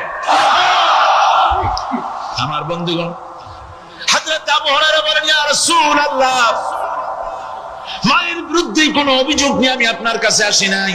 হুজুর বললেন, কেন আসছো বলো খুলে। আবু হুরায়রা বলেন, হুজুর আমি জানি আপনি আল্লাহর দরবারে যদি কোনো ব্যাপারে হাত করেন আল্লাহ মঞ্জুর করে ফেলেন। আপনি দয়া করে আমার মার জন্য দোয়া করেন, আল্লাহ যেন হেদায়েত দিয়ে দেন। আমার নবীজি দুখানে হাত উত্তোলন করলেন, বললেন, আল্লাহুম্মা ইহদিহুমা আবি হুরায়রা, আয় আল্লাহ আমি দোয়া করতেছি আবু হুরায়রার মাকে হেদায়েত নসিব করো। হুজুর হাত তুলে মোনাজাত করছেন, আবু হুরায়রা দৌড় দিলেন বাড়ির দিকে। কয়েকজন সাহাবী হযরত আবু হুরায়রার জামা টেনে ধরেছে, এই ভদ্রলোক দৌড়ায় কেন? এত শান্ত মানুষ, কখনো গরম হয়ে কারোর সঙ্গে কথা বলে না, এই মানুষটা দৌড়ায় কেন? কোনো বিপদ হইল নাকি? জামা টেনে ধরে বলে, আবু হুরায়রা দৌড়াও কেন? হযরত আবু হুরায়রা বলেন, জামাত ছেড়ে দাও, কোনো বিপদ আমার হয় নাই, আমি দৌড়াইয়া বাড়ি যাই দেখতে চাই। আমি দৌড়াইয়া আগে বাড়ি যেতে পারলাম না, আমার নবীর দোয়া আগে আমার বাড়ি চলে গেছে, আমি এটা দেখতে চাই। হযরত আবু হুরায়রা দৌড়াতে দৌড়াতে বাড়ি চলে গেছে। দরজায় নক করলেন, ভেতর থেকে আওয়াজ এলো, কে?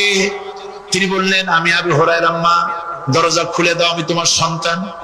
মা বললেন, বাবা অপেক্ষা করো, দরজা খুলতেছি।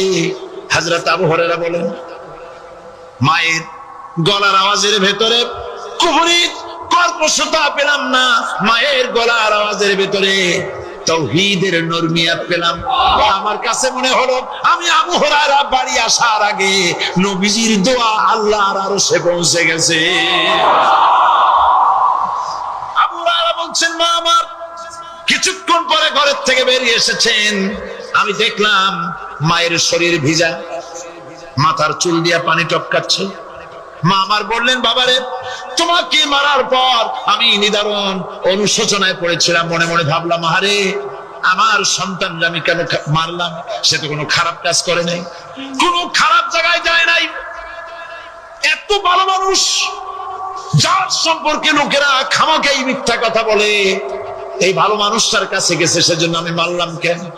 বাবা গো, আমি আমার ভুল বুঝতে পেরেছি, জীবনের ভুলও ধরা পড়েছে, আমাকে জলদি করে নিয়ে চলো বিশ্ব নবীর দরবারে। হযরত আবু হুরায়রা রাসূলুল্লাহর খেদমতে এসে ঘোষণা করলেন, আশহাদু আল্লা ইলাহা ইল্লাল্লাহু ওয়াহদাহু লা শারীকা লাহু ওয়া আশহাদু আন্না মুহাম্মাদান আবদুহু ওয়া রাসূলুহু। আমার ভাইরা, আল্লাহ রাব্বুল আলামিন মানুষ সৃষ্টি করে পৃথিবীতে পাঠিয়ে দিলেন, খাবারের ইন্তজাম করলেন, এগুলি সব আল্লাহর পরিচয়। আল্লাহরে চেনার জন্য বড় বড় কিতাব ঘাটা লাগে না, কিসমতে যদি থাকে দুই একটা দৃষ্টান্ত যথেষ্ট হয়ে যায়। সুবহানাল্লাহ, সুবহানাল্লাহ, দুই একটা দৃষ্টান্ত যথেষ্ট। আল্লাহ পাক সমস্ত সৃষ্টি জগৎকে তৈরি করলেন, সৃষ্টি করলেন, আর তাদের খাদ্যের ব্যবস্থা করলেন। কে করেছেন খাদ্যের ব্যবস্থা? খাদ্য দেন আল্লাহ। কিন্তু অহংকারী যারা, তারা বলে দেশের বাম্পার ফলনের জন্য সমস্ত কৃতিত্ব সরকারের।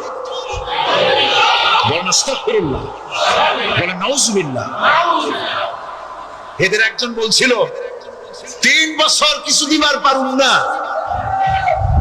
লোকেরা কয় আমরা না খাইয়ে থাকুম, আল্লাহ কয় আমিও দেহুম, কদ্দুর পারো না খাইয়ে থাকতে। ফসল কে দেন? জোরে বলেন কে দেন? বাম্পার ফসলের ফলনের দাবি সরকার করতে পারে না, এটা কুফরি, এটা শিরক। জমিনের ফসল কে দেন? আকাশের বৃষ্টিকার, পানিকার, সরকার, সব আল্লাহ পাক। আল্লাহ পাক কোরআন শরীফে বলেছেন لئن شكرتم لأزيدنكم ولئن كفرتم إن عذابي لشديد। আমার নিয়ামতের শুকর যদি আদায় করো বাড়ায় দেব, আর যদি কৃতজ্ঞ হও শুকরিয়া আদায় না করো মস্ত বড় শাস্তি দেব। ফসল দেই আমি, আর শুকরিয়া আদায় করো তোমার বাজানে, ঠিক কিনা? শুকরিয়া আদায় করে কার? বাজানে। লোকের, একটি মানুষের যেই প্রশংসা এই সরকার করলো বিগত 4.5 বছর ধরে, একটা মানুষের যত জিকির করলো, প্রশংসা করলো, ছবি টানাইলো, যদি এতটা জিকির এতটা স্মরণ আল্লাহ রাব্বুল আলামিনের করতো, ওদের জন্য আল্লাহর জান্নাতের দরজা খোলা হয়ে যেত। প্রশংসা করবে কার? সিলা বলুন। আল্লাহ পাকের প্রশংসা করো। খেতে দেওয়ার মালিক তিনি। আল্লাহ পাক বলছেন আল্লাহকে, তার পরিচয় আল্লাহ তুলে ধরেছেন, ওয়ামা মিন দাব্বাতিন ফিল আরদি ইল্লা আলাল্লাহি রিজকুহা। এই পৃথিবীর ভিতরে এমন কোন বিচরণশীল জীব নাই যার রিস্কের দায়িত্ব আমি আল্লাহ গ্রহণ করি নাই। সুবহানাল্লাহ বলবেন না? রিস্কের দায়িত্ব কার হাতে? আচ্ছা দেখুন তো, পৃথিবীর সমস্ত সরকারের কাছে বিভিন্ন মন্ত্রণালয় আছে না? খাদ্য মন্ত্রণালয় বলে কোন মন্ত্রণালয় আছে কিনা? আছে। খালি কয় খামু আর খামু। খাদ্য মন্ত্রণালয় আছে, থাকার পরেও মানুষ না খাইয়া মরে, ঠিক কিনা? এবার একটু তাকান তো, জ্ঞানের চক্ষু দিয়া তাকান, ফরেস্ট এরিয়া, বাঘ আছে কিনা? নাই। সিংহ আছে কিনা? গন্ডার আছে কিনা? হাতি আছে কিনা? বিশাল বিশাল প্রাণী আছে কিনা? জঙ্গলে ছোট্ট প্রাণী থেকে, পোকা থেকে শুরু করে গন্ডার পর্যন্ত, টুনটুনি পাখি দিয়ে শুরু করে ঈগল পাখি পর্যন্ত, নদীর ভিতরে ছোট্ট পুঁটি থেকে শুরু করে তিমি মাছ পর্যন্ত। প্রাণী তত্ত্ববিদরা বলেছেন সমুদ্রের ভিতরে এমন এমন বড় বড় তিমি আছে যে একটা তিমির ওজন 5000 টন পর্যন্ত হয়ে যায়। 5000 টন তিমিটার ওজন। এ যখন বাচ্চা হয় তখন বাচ্চার দৈনিক দুধ লাগে 50 থেকে 60 মণ পর্যন্ত। কে ব্যবস্থা করে? রুহান ফেরেশতা। তো ওর মা যেমন বাচ্চা তো সেরকম, ঠিক কিনা? কে দেয় খাবার? এবার দেখেন তো, আপনার দেশের এই জঙ্গলে কত হাতি আছে। হাতিরা মিছিল করে আসছে যে আল্লাহ আমাদের এখন আর খাইতে খাইতে দিতে পারে না, বাংলাদেশের গভর্নমেন্ট কিছু দাও। আসছে না খাইয়া ক্ষুধার জ্বালায় হাতি মরেছে, বাঘ মরেছে, সিংহ মরেছে, এর কোন দৃষ্টান্ত আছে? ক্ষুধার জ্বালায় আকাশে উড়ন্ত পাখিরা ছটফট করে মারা গেছে, দৃষ্টান্ত আছে? নদীর মাছেরা ক্ষুধার জ্বালায় ভেসে উঠেছে, না খাইয়া মরে গেছে, দৃষ্টান্ত আছে? মহান আল্লাহ রাব্বুল আলামিন কোরআন শরীফের ভিতরে বলেছেন অনেক প্রাণী এমন আছে যারা তাদের খাদ্যকে সঞ্চয় করে না, খাদ্যকে জমা করে না, আহরণ করে না। সকাল বেলায় একটা খাবার খেলো, দুপুরে কি খাবে তার জানা নাই।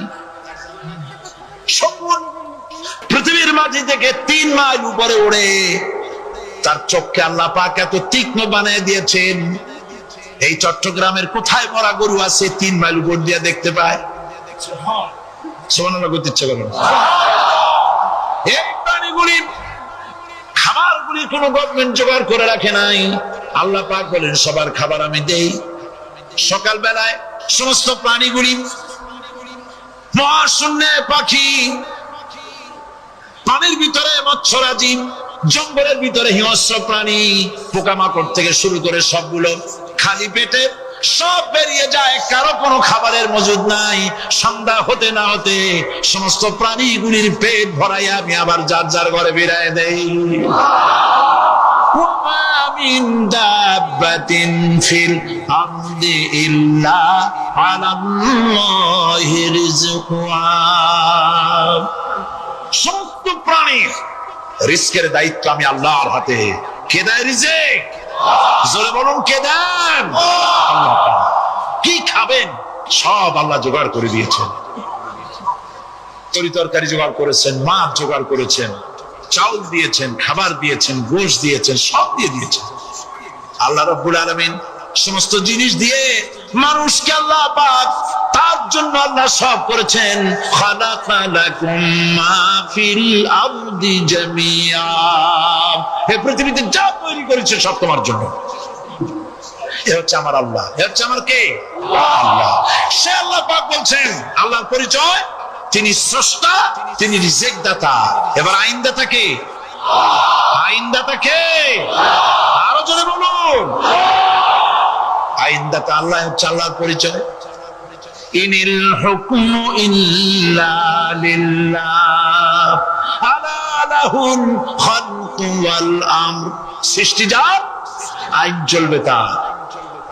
আমার দেশে আল্লাহর আইন চলছে?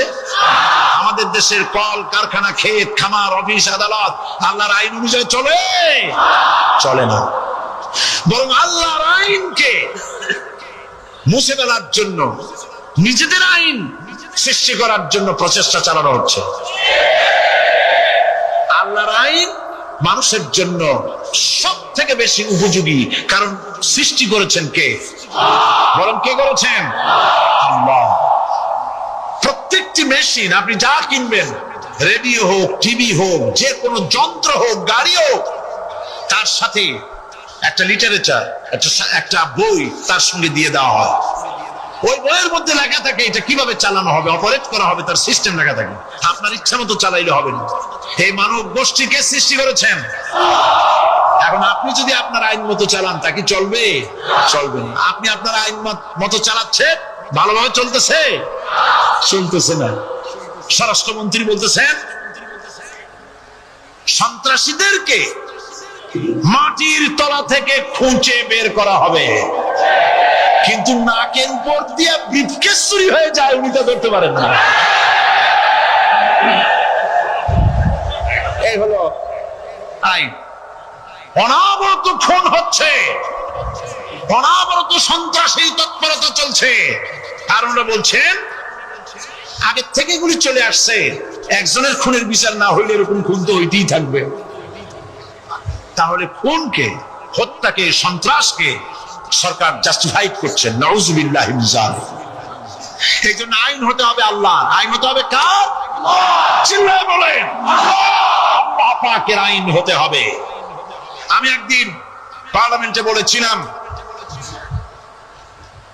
আমার দেশের নেতা নেত্রীরা বারবার হজ করতে যান, উমরা করতে যান, সেখান থেকে আসার সময় কি আনেন? আতর, পাথর, সুরমা, বুরমা, এই কিছু নিয়ে আসলেন। কিন্তু আমি বলেছি, আপনারা কি কিছু চোখে দেখেন না? পার্লামেন্টে এইভাবে বক্তৃতা করেছে, কিছু চোখে দেখেন না? আমি প্রশ্ন করে আমি এবার জবাব দিচ্ছি, আপনারা যারা হজ করতে যান, উমরা করতে যান, হজের কথাই বলি, এই হজ করতে যখন যান তখন মুজদালিফায় একটা রাত কাটাইতে হয়। সেটা কোন দিন? ইয়ৌমে আরাফার পরের দিন। এই মাঠে দালান কোঠা আছে, এখানে বেড়া আছে, সামিয়ানা আছে, পর্দা আছে, তাবু আছে, কিচ্ছু নাই। লক্ষ লক্ষ নারী আর পুরুষ পাশাপাশি শুয়ে থাকে, তাও সুবহানাল্লাহ কইতে ইচ্ছা করে না। সারা রাত জনে জনে পুলিশ পাহারাদার নাই। কিরকম মেয়ে এলো, চাঁদের সৌন্দর্য হার মানায় দিতে পারে এরকম সুন্দরী, এরকম সুন্দরী নারী, সুদর্শন পুরুষ পাশাপাশি রাস্তার ধারে মরুভূমির ভিতরে সারা রাত কাটাচ্ছে। ইয়মে আরাফার পরের রাতটা, একটা রাত পুরা এভাবে চলতেছে বছরের পর বছর, শতাব্দীর পর শতাব্দী, সহস্রাব্দীর পরে সহস্রাব্দী। আমি প্রশ্ন করি, পৃথিবীর ইতিহাসে কেউ কি এমন কথা বলতে পেরেছে, লিখতে পেরেছে যে মুজদালিফার রাতে সেখান থেকে 10টা নারী হাইজ্যাক হয়েছে, 5টা নারী লাঞ্ছিত হয়েছে, বলতে পারবে? গভীর রাত্রে পুরুষ সঙ্গী ছাড়া সুন্দরী রমণী, যুবতী রমণী একাকিনী নিজের ঘর ছেড়ে আল্লাহর ঘরে তওয়াব করতে আসে। তওয়াব সেরে তাহাজ্জুদের নামাজ পড়ে আল্লাহর কাছে মোনাজাত করে একা একা হাজার হাজার লাখো পুরুষের ভিতর থেকে আপন ঘরে ফিরে যায়। কারো বাবার হিম্মত নাই একবার তাকায় সে তো রূপ উপভোগ করার জন্য আবার তাকায়, অথবা তার আঁচল ধরে টান মারে। আছে ইতিহাস, কথা বল না কেন? সুন্দরী একটা মাইয়া মক্কা থেকে মদিনা থেকে পাওয়া যায় না, 15 দিন হয়ে গেছে। হয়েছে কখনো? এবার জবাব দেন, কেন হয় না? কেন হয় না? আমার দেশের মেয়েরা রাস্তা দিয়ে হাঁটতে পারে না। হাই স্কুল মেয়েদের, হাই স্কুল মেয়েদের কলেজ যখন ছুটি হয়, তথাকথিত সোনার ছেলেরা গেটের সামনে এতিমের মতো দাঁড়ায় থাকে। অনবরত হাইজ্যাক হচ্ছে, ধর্ষণের সেঞ্চুরি হচ্ছে। আর ওখানে হয় না কেন? ওখানে হয় না এই কারণে, এই কোরআনের আইন আল্লাহ রাব্বুল আলামিন যে আইন দিয়েছেন, ওখানে আইন বলবৎ আছে। আছে নাকি? আছে কিনা? কোন পুরুষ কোন নারীকে ধর্ষণ করেছে যদি প্রমাণিত হয়, সে যদি ফাহাদের ছেলে হয় আর ফাহাদের মেয়ে হয়, কোরআনের শাস্তি হলো পাথর মেরে উড়াইয়া দাও। তাকে জানিয়ে দেওয়া হবে রেডিও টিভির মাধ্যমে, জিনাকারের সাথে ব্যভিচারীর শাস্তি হবে। চতুর্দিকে হাজারো লোকেরা দাঁড়াবে, হাতে পাথর নিয়ে পাথর মেরে তাকে তার গোশত হাড্ডি বাতাসের সাথে উড়ায় দেবে। একজন মানুষ আর একজন মানুষকে খুন করলো, এই আসামি ধরা পড়ে গেল, কোরআনের শাস্তি হলো যখন ধরা পড়বে প্রমাণিত হবে যেমন ভাবে হত্যা করেছে পরেও হত্যা করো। এই দৃশ্য, এই আইন যদি বাংলাদেশে যদি এই আইন চালু হয়ে যেত, খুনের আসামি ধরা পড়েছে, জেনার আসামি প্রকাশ্য ময়দানে এলো, সাক্ষী প্রমাণে কোর্টে প্রমাণিত হলো সত্যি সে খুনি। এই বিশাল আউটার স্টেডিয়ামের মাঝখানে খুনিকে দাঁড় করাও, চতুর্দিকে হাজারো লাখো মানুষ থাকুক, রেডিও টিভির ক্যামেরা কার্যকর হবে, পত্র পত্রিকার সাংবাদিকরা আসবে, তরবারির আঘাতে খুনির কল্লাটা উড়ায় দাও, দেহটা নিঃসার হয়ে জমিনে পড়ে যাবে। এই দৃশ্য যারা দেখবে সচক্ষে, রেডিওতে, পত্র পত্রিকায়, আর 1 বছরের ভেতরে খুন করার হিম্মত কারো পরিচয় উঠবে? জিনাকারের পাথর মেরে দেওয়া, পাথর মেরে উড়িয়ে দেওয়ার শাস্তি যদি চোখে কেউ দেখে, জিনা করার পুলক আর জাগবে? এটা নাম আল্লাহর আইন। এই আইন কার? এই আইন কার? এই আইন, এই আইন যতদিন পর্যন্ত বাংলার মানুষের, মুসলমানদের উপরে কার্যকরী না হচ্ছে, এই দেশে কার্যকরী না হবে, ততদিন পর্যন্ত হত্যা, ধর্ষণ, খুন বন্ধ হবে না। বন্ধ হবে। সুতরাং এই আইন হচ্ছে কার? আরো জোরে বলেন আল্লাহ রাব্বুল আলামিন। মহান আল্লাহ রাব্বুল আলামিনের এই আইন অনুযায়ী যদি দেশ চলে, মানুষ শান্তি পাবে, চুরি বন্ধ হবে, ডাকাতি বন্ধ হবে, জেনা বন্ধ হবে, হত্যা ধর্ষণ বন্ধ হয়ে যাবে। নবীজি এমন একটি আইন চালু করে দিয়ে, কোরআনের বিধান চালু করে দিয়ে এমন একটা সমাজ চালু করেছিলেন, যে সমাজ সম্পর্কে হুজুর নিজে বলেছেন, খায়রুল কুরুনে কারনি, সর্বশ্রেষ্ঠ যুগ হলো কার যুগ? আমার যুগ। সুবহানাল্লাহ বলেন। রাসূলের যুগ হলো সর্বশ্রেষ্ঠ যুগ। সেই কোরআন, সেই হাদিস আজও আছে না নাই? বলেন জোরে, আজও আছে না নাই? সেই কোরআন এবং সুন্নাহ দিয়ে দেশ শাসন হোক, এটা কি আমরা চাই? কারা কারা চাই? দু হাত উঁচু করে রাখুন। কোরআনে কারীম বলছে, লিল্লাহি মা ফিস সামাওয়াতি ওয়া মা ফিল আরদ, আকাশ এবং জমিনের ভিতরে যা কিছু আছে সব কিছুর মালিকানা কার? জোরে বলেন কার? আল্লাহ রাব্বুল আলামিন হচ্ছেন এর একচ্ছত্র মালিক। সুতরাং বান্দাদের কাছে কিছুদিনের জন্য এগুলিকে আমানত রাখা হয়েছে। আমাদের ঘর আছে, বাড়ি আছে, ব্যবসা আছে, বাণিজ্য আছে, জায়গা আছে, জমিন আছে, গরু আছে, বাছুর আছে, এই সবগুলি কিছুদিনের জন্য আমাদের কাছে কি রাখা হয়েছে? আমানত। আমানতের মাল আপনি আপনার ইচ্ছা মতো খরচ করতে পারবেন না। আমানতের মাল কি ইচ্ছা মতো খরচ করা যায়? যায় না। আমানতের মালকে খরচ করতে হলে মূল মালিকের ইচ্ছা অনুযায়ী খরচ করতে হবে। মূল মালিককে আল্লাহ রাব্বুল আলামিন বলছেন, ইন্নাল্লাহা ইশতারা মিনাল মুমিনিনা আনফুসাহুম ওয়া আমওয়ালাহুম বিআন্না লাহুমুল জান্নাহ। আমি আমার মুমিনের জান এবং মালকে খরিদ করে নিয়েছি, বিনিময় জান্নাত দিয়ে দিয়েছি। তোমার কাছে যে জান আছে, মাল আছে, এটা তোমার নয়, এটা আমার আমানত তোমার কাছে। সুতরাং এই আমানত খরচ করতে হবে মূল মালিকের ইচ্ছা অনুযায়ী। সমাজের এক শ্রেণীর লোক প্রচুর বিত্তের মালিক হবে, সমাজের এক শ্রেণীর লোক প্রচুর বিত্ত এবং সম্পদের মালিক হয়ে ভোগ বিলাসের আনন্দের স্রোতে ভেসে যেতে থাকবে, নিজেকে ভাসিয়ে দেবে। আর এক শ্রেণীর লোক অনাহারে অর্ধাহারে কষ্ট করবে। এই বিধান ইসলামের নয়। কেউ থাকবে 10 তলায় আর কেউ থাকবে গাছতলায়, কেউ খাবে পোলাও, কোরমা, বিরিয়ানি, আর কারো কিসমতে মরিচ পোলাও হবে না। এই বিধান আল্লাহর নয়। ইসলামের বিধান হচ্ছে যে আল্লাহ যে সব সম্পদ মানুষকে দান করেছেন, এই সম্পদের ভিতরে বিত্তহীনদের অধিকার রাখা হয়েছে। বিত্তহীন যারা গরিব, যাদের কিছু নাই, তারা আপনার করুণার পাত্র নয়। কি বলেন, তারা কি ধনীদের করুণার পাত্র?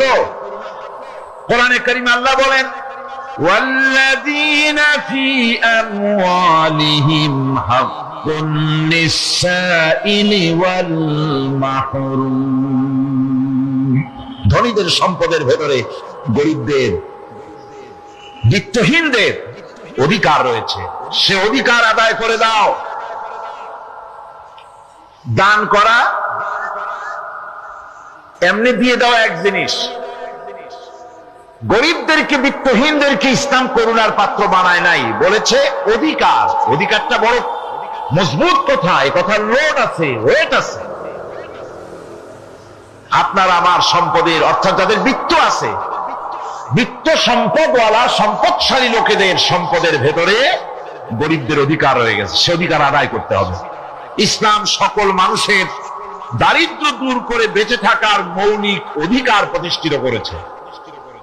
রাসূল করিম সাল্লাল্লাহু আলাইহি ওয়াসাল্লাম বলেছেন, লাইসা লি ইবনি আদম হাক্কুন সিওয়া হাযিহিল খিসাল, বাইতুন ইয়াসকুনুহু ওয়া সাওবুন ইওয়ারি আওরাতাহু ওয়া জালফাল খুবজ ওয়াল মা, আখরাজাহু তিরমিজি। তিরমিজি শরীফের হাদিসের ভিতরে এসেছে, রাসূল করিম সাল্লাল্লাহু আলাইহি ওয়াসাল্লাম বলেছেন, প্রত্যেকটি বনি আদমের তার বাস করার জন্য একটা গৃহ এবং লজ্জা ঢাকার জন্য, শীত নিবারণের জন্য তার বস্ত্র, আর ক্ষুধা মিটাবার জন্য তার পানি আর রুটি ইত্যাদির ব্যবস্থা করতে হবে, চাই সে মুসলমান হোক আর হিন্দু হোক আর খ্রিস্টান হোক। বনি আদম, আদমের সন্তান যে মানুষ, যে তার এই অধিকার ইসলাম প্রতিষ্ঠিত করেছে। আজ বলা হচ্ছে খাদ্য, বস্ত্র, বাসস্থান সমাধান দেবে অমুকরা তমুকরা, এরকমের স্লোগান হয় না? ওরা দিতে পারবে না, ওরা দিতে পারে নাই। খাদ্য, বস্ত্র, শিক্ষা, চিকিৎসা, বাসস্থানের গ্যারান্টি দিয়েছে কোরআন, দিয়েছে আল্লাহ রসুল জনাব মুহাম্মদ রাসূলুল্লাহ সাল্লাল্লাহু আলাইহি ওয়াসাল্লাম। ইসলাম অর্থনৈতিক নিরাপত্তার জন্য যে সব পন্থা অবলম্বন করেছে, সেটা হচ্ছে যে সমাজের কর্মক্ষম সকল ব্যক্তি রুজির জন্য পরিশ্রম করবে, কেউ বসে থাকতে পারবে না। এটা হচ্ছে ইসলামের নিয়ম, কেউ বসে থাকতে পারবে না। কোরআনে কারীম বলছে, فَإِذَا قُضِيَتِ الصَّلَاةُ فَانتَشِرُوا فِي الْأَرْضِ وَابْتَغُوا مِنْ فَضْلِ اللَّهِ فَإِذَا قُضِيَتِ الصَّلَاةُ, যখন তোমার নামাজ সম্পূর্ণ হয়ে গেল, ফান্তাশিরু ফিল আরদ, ছড়িয়ে পড়ো আমার জমিনের উপরে, ওয়াবতাগু মিন ফাদলিল্লাহ, আর আমার অনুগ্রহ অনুসন্ধান করো। রুজি কামানো কোনো খারাপ জিনিস না। কেউ মনে করে সারাদিন বসে বসে আল্লাহর জিকির করব, কেউ দুনিয়াটারে ঝামেলা মনে করে জঙ্গলে চলে যেতে চায়। এটা নিয়ম না। আপনি বসে থাকতে পারবেন না, আপনাকে কাজ করতে হবে। রুজি কামাই করাটাকে কোরআনে কারিমে এতটা সম্মান দিয়েছে, যেটাকে ফদলুল্লাহ বলা হয়েছে। ফদলুল্লাহ, এটা আল্লাহর অনুগ্রহ। সুবহানাল্লাহ বলেন। এটাকে ফদলুল্লাহ বলা হয়েছে, এটা জিনাতুল্লাহ বলা হয়েছে। আপনি যে কাপড় চোপড় ব্যবহার করেন, এই কাপড় চোপড়ের ব্যাপারে আল্লাহ পাক প্রশংসা করেছেন, কাপড় চোপড় সুন্দর করতে বলেছেন। তারপরে রুজি রোজগার হালাল করতে বলা হয়েছে, এবং রুজি কামাবার ব্যাপারে হালাল ভাবে রুজি কামাবার জন্য ইন্সপিরেশন দেওয়া হয়েছে কোরআন এবং হাদিসে। রাসূল করিম সাল্লাল্লাহু আলাইহি ওয়াসাল্লাম বলেছেন, আল কাসিবু হাবিবুল্লাহ, সহস্তে যে উপার্জন করে সে আল্লাহর বন্ধু। যে ব্যক্তি ঠেলা গাড়ি চালায়, কুলি মজুর, রিকশা চালায়, নিন্দা নাই, তাকে নিন্দা করা যাবে না। রিকশাওয়ালাও একটা গুরুত্বপূর্ণ দায়িত্ব পালন করছে। কুমার, কামার, তাঁতি, জেলে, ধোপা, নাপিত সবাই কাজ করছে। প্রত্যেক কাজের সম্মান ইসলাম দেয়। সুবহানাল্লাহ। সমস্ত কাজের সম্মান আছে, শুধুমাত্র সম্মান নাই চুরির কাজের, ডাকাতির কাজের, সন্ত্রাসের কাজের, চাঁদাবাজির কাজের, মাস্তানির কাজের। এই সব কাজ নিন্দনীয় এবং এই সব কাজ নিতান্ত বাজে কাজ। এ কাজের কোনো সম্মান নাই। সম্মান হচ্ছে নিজের হাতে কামাই করে সারা দিনে এক মুঠো খাবারও যদি খান, আপনার খাবারের চাইতে হালাল খাবার কারো হতে পারে না। আল্লাহর বন্ধু সোজা কথা না। আল কাসিবু হাবিবুল্লাহ, সহজ উপার্জনের এত বরকত। সেজন্য অর্থনৈতিক নিরাপত্তার জন্য সমাজের প্রত্যেকটি কর্মক্ষম লোককে কাজ করতে হবে। কি করতে হবে? নামাজ পড়া হয়ে গেছে, এখন আর বসে থাকা চলবে না। নেমে পড়ুন কাজের জন্য, আল্লাহর অনুগ্রহ অনুসন্ধান করুন। এরপরে আল্লাহ পাক বলছেন, আমার অনুগ্রহ রুজি কামাও, আর রুজি কামাবার সময় আযকুরুল্লাহ যিকরান কাসীরা লাআল্লাকুম তুফলিহুন। আর জিকির করবা আমার বেশি, আমার জিকির করবা। বলা হচ্ছে রুজি অনুসন্ধান করো, আর বলা হচ্ছে আমার জিকির করো। জিকির আর রুজি সন্ধানের ভিতরে সামঞ্জস্য কি? সামঞ্জস্যটা হচ্ছে এই যে আপনি যখন আপনাকে বেশি করে জিকির করতে হবে। জিকির মানে কি? স্মরণ করা। জিকির মানে কি? স্মরণ করা। আল্লাহকে স্মরণ করেন। রুজি যখন কামাতে যাবেন স্মরণ করবেন কারে? চিল্লায় কোন কারে? আপনি রুজি কামাবার জন্য চাকরি করতেছেন, অফিসে বসে যদি আল্লাহ রাব্বুল আলামিন আপনার স্মরণে থাকে, তাহলে ঘুষ খাওয়া আপনার জন্য সম্ভব হবে না। কথা ঠিক কিনা? আল্লাহ পাক বলছেন, রুজি কামাবার জন্য তুমি যে পরিশ্রম করবে, ওই পরিশ্রমের সময় বেশি বেশি জিকির করো, আমারে স্মরণ রাখো। অফিসে বসে যখন তুমি কাজ করবে, আমি যদি স্মরণে থাকি, তাহলে তুমি ঘুষ খাইতে পারবে না। তুমি জমিন চাষ করবে, জমিন চাষ করার সময় আমি যদি তোমার স্মরণে থাকি, জমিনের আইল ঠেলা তোমার পক্ষে সম্ভব হবে না।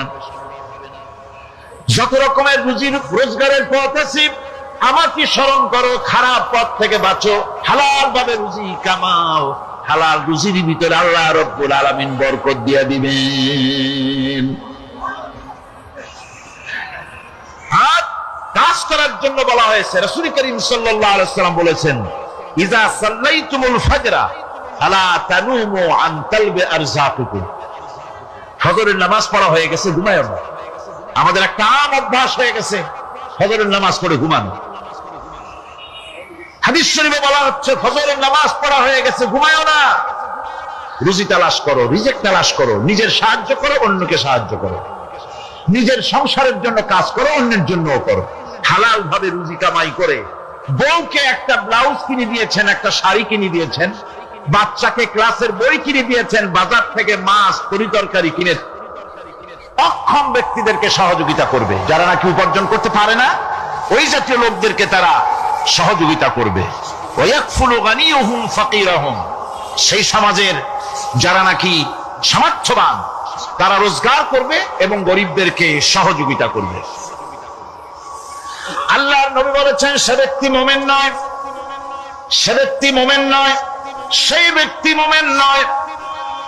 সাহাবায়ে কিরাম হতচকিত হয়ে উঠলেন, প্রশ্ন করলেন, নবীজি কোন ব্যক্তি মুমিন নয়?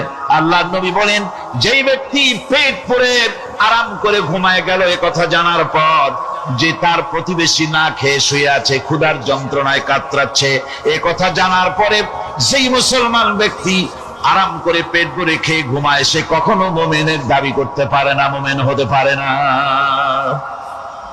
কত বড় কথা! ইসলাম মানুষকে তাগিদ করেছে তার প্রতিবেশীর উপরে লক্ষ্য রাখার জন্য, তার প্রতিবেশীকে লক্ষ্য রাখার জন্য, গরিব মানুষের প্রতি লক্ষ্য রাখার জন্য। রাসূল করিম সাল্লাল্লাহু আলাইহি ওয়াসাল্লাম বলছেন, আইয়ু রাজুলিন মাতা দিয়ান বাইনা আগনিয়ায়ে ফাকাদ বারিয়াত মিনহুম জিম্মাতুল্লাহি ওয়া রাসূলুহু। আল্লাহর নবী বলেন, কোন ধনী ব্যক্তিদের মাঝে কোন গরিব প্রতিবেশী যদি না খেয়ে মারা যায়, তাহলে ওই এলাকার বিত্তশালী লোকদের সাথে আল্লাহর সমস্ত সম্পর্ক, রাসূলের সব সম্পর্ক ছিন্ন হয়ে যায়। কে বলতে পারেছে এত বড় কথা? মানুষের অর্থনৈতিক নিরাপত্তার জন্য কত বড় কথা বলেছে ইসলাম, বলেছে বিশ্বনবী জনাবে মুহাম্মদ রাসূলুল্লাহ সাল্লাল্লাহু আলাইহি ওয়াসাল্লাম। আল্লাহ রাব্বুল আলামিন বলেন, ধনীদের হাতেই যেন সম্পদগুলি পুঞ্জীভূত হয়ে না যায়, কাইলা ইয়াকুনা দুলাতাম বাইনাল আগনিয়াই মিনকুম। তোমাদের ধনীদের হাতে যেন সম্পদগুলি, সমাজের সম্পদগুলি যেন পুঞ্জীভূত না হয়, সেগুলি বরং ছড়িয়ে আস্তে করে যেন সমস্ত গরিব যেন সাধারণের কাছে যেতে পারে, সে ব্যবস্থা করতে হবে। যাকাত প্রদানের মাধ্যমে ধনীদের কাছ থেকে নিয়ে গরিবদেরকে দিয়ে দিতে হবে। আর বুখারী শরীফের সারা ফাথুল বারীতে হাফেজ ইবনে হাজার আসকালানী রাহিমাহুল্লাহ তিনি বলেছেন, যাকাত যদি ধনীরা না দেয়, যদি কেউ দিতে বাধা দেয়, ফামানিমতানা উখিযাত বিহি কাহরান, যদি যাকাত না দেয় জবরদস্তি করে যাকাত আদায় করে নিবে গভর্নমেন্ট। যাকাত দিতেই হবে। মুনকিরিনে যাকাত, যারা যাকাত দিতে অস্বীকার করেছিল, হযরতে সিদ্দিক আকবর, হযরতে আবু বকর সিদ্দিক রাদিয়াল্লাহু তাআলা আনহু, তিনি তাদের সম্পর্কে বলেছিলেন, ওয়াল্লাহি লাউ কাতিরান্না মান ফাররাকা বাইনাস সালাতি ওয়াজ যাকাত, অবশ্যই আমি ওই সম্প্রদায়ের লোকের বিরুদ্ধে যুদ্ধ ঘোষণা করব যারা নামাজ আর যাকাতের মধ্যে পার্থক্য সূচিত করবে। যারা নামাজ তো পড়বে কিন্তু যাকাত দিবে না সরকারের কাছে, যাকাত আদায় করবে না, তাদের বিরুদ্ধে যুদ্ধ ঘোষণা করব। ইসলামী সরকার যদি প্রতিষ্ঠিত হয়, তাহলে এই যাকাত আদায় করা হবে। যাকাত কেউ নিয়ে বসে থাকতে পারবে না, যাকাত আদায় করা হবে। আমাদের দেশে নিয়ম মাফিক যদি যাকাত আদায় করা হতো, এই দেশ যদি ইসলামী গভর্নমেন্ট হতো, আল্লাহ যেন দয়া করে দেন, কন্যা আমিন। আল্লাহ পাক যদি দয়া করে দেশটারে ইসলামী রাষ্ট্র বানায় দেন, তাহলে যাকাত তো আদায় করে নেওয়া হবে, যাকাত দিতে আপনি বাধ্য, গরিব মানুষ থাকবে না। এখনো বাংলাদেশে নিয়ম মাফিক যদি যাকাত আদায় করা হয়, নিয়ম মাফিক মানে সোনার যাকাত, রূপার যাকাত, নগদ ক্যাশের যাকাত, ফসলের ওষুধ সঠিকভাবে যদি আদায় করা হয়, তো একেবারে কম করে হলেও 1000 কোটি টাকা যাকাতের টাকা কালেকশন হতে পারে। এটা কি কম কথা? 1000 কোটি টাকা, এই টাকা আদায় করা হচ্ছে না। এই টাকা আদায় না করার কারণে যে শূন্যতার সৃষ্টি হচ্ছে, এই ভ্যাকুয়ামকে পূর্ণ করার জন্য এগিয়ে এসেছে 7 সমুদ্র 13 নদীর উপর থেকে এনজিওরা। এনজিওরা এসে আমাদের দেশে, সব এনজিও খারাপ আমি তা বলি না, বহু এনজিও আছে যারা এদেশের উন্নয়নের, আর্থসামাজিক উন্নয়নের জন্য তারা প্রচেষ্টা করছে, রাস্তাঘাট, স্কুল কলেজ, চিকিৎসা ইত্যাদির দিকে কাজ করছে। যতগুলি এনজিও আমাদের দেশে আছে, তার ভিতরে 52টা এনজিও গোনা বাছা যারা ইসলামের প্রকাশ্য দুশমন, আর এর শীর্ষস্থানে আছে ব্রাক। এই এনজিও গুলি তারা আমাদের দেশে এসে সুদি কারবার শুরু করেছে, পরিপূর্ণভাবে সুদের কারবার। ব্যাংকের থেকে যদি আপনি লোন নেন, তাহলে 15 or 17% ইন্টারেস্ট দিতে হবে। আর ওদের কাছ থেকে যে সুদ, যে টাকা নেওয়া হয়, সেই টাকায় গ্রামীণ ব্যাংক থেকে শুরু করে ব্রাক বলেন, কারিতাস বলেন, অক্সফাম বলেন, এডাপ বলেন, যেগুলি আছে, এগুলি সুদ নেয় 30 থেকে 34% পর্যন্ত। গোটা জাতিকে গ্রাম পর্যায়ে তারা সুদের নিবিড় চাষ করতেছে, ঘরে ঘরে সুদ পৌঁছে দিয়েছে, মুসলমান নারীদেরকে বেহুরমতি করেছে, ইসলামের ঐতিহ্য ধ্বংস করতেছে, নারীদেরকে বিপর্যয় করতেছে, আমার দেশের ফ্যামিলি স্ট্রাকচারকে এনজিওরা ধ্বংস করে দিচ্ছে।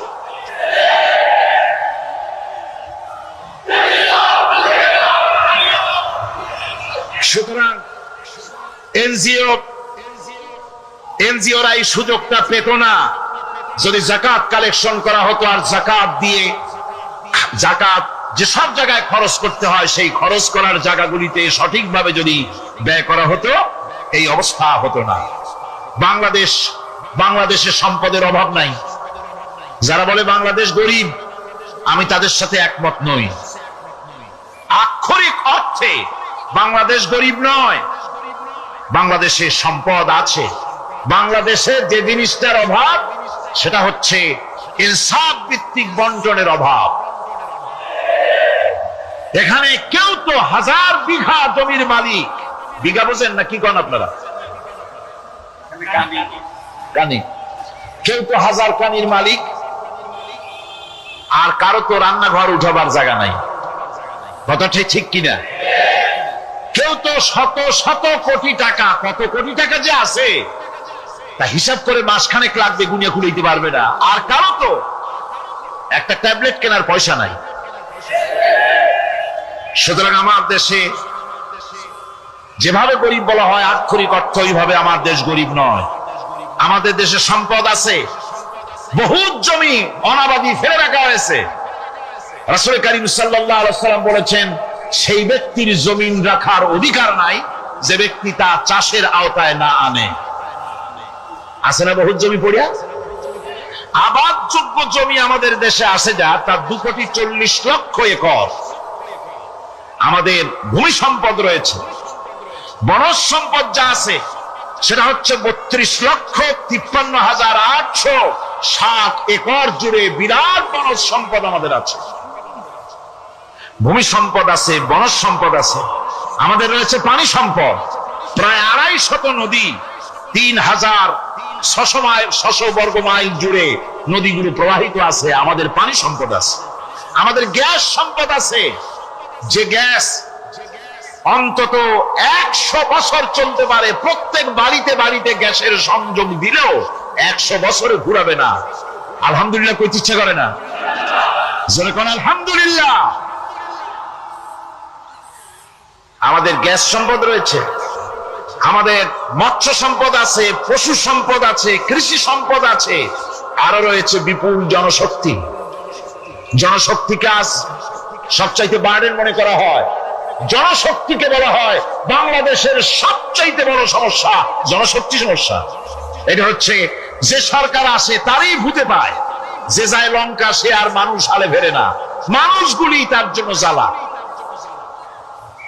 অথচ এই মানব শক্তি হচ্ছে শ্রেষ্ঠ শক্তি। ইউনিভার্সিটি জনমের মতো না বাড়াইয়া, এখন তো ইউনিভার্সিটি দাবি করতেছে সকলে, গ্রামে গঞ্জে থানায় রান্নাঘরে সব জায়গায় আমাদের ইউনিভার্সিটি করে। আর ইউনিভার্সিটির ফজিলত কি তা তো আমরা দেখতেইছি। এর থেকে বেশি করে পলিটেকনিক ইনস্টিটিউট, ভোকেশনাল ইনস্টিটিউট ইত্যাদি যদি বানানো হতো, ভিক্ষার হাতকে কর্মীর হাতে যদি পরিণত করা যেত, মানুষগুলিকে যদি কর্মক্ষম করা যেত, তাদেরকে যদি মডার্ন টেকনোলজি যদি শিক্ষা দেওয়া যেত, তাহলে এই মানব শক্তি রপ্তানি করে বা পৃথিবীর বিভিন্ন দেশ থেকে মূল্যবান বৈদেশিক মুদ্রা অর্জন করা যায়। সেটা না করে মানুষ হইছে জ্বালা, জনমের মতো এদেরকে মারো। এটা হচ্ছে ট্রেনের থার্ড ক্লাস প্যাসেঞ্জার্স মেন্টালিটি। সেটা কিরকম? সেটা হচ্ছে ট্রেনে যখন মানুষ চলে তৃতীয় শ্রেণীতে, একবার উঠে বসলে সে অন্যের জন্য জায়গা ছাড়ে না। জায়গা খালি আছে, আরেকজন এসে বললে ভাই আমার একটু বসতে দাও, কয় না ভাই এখানে লোক আছে। আসলে কিন্তু লোক নাই।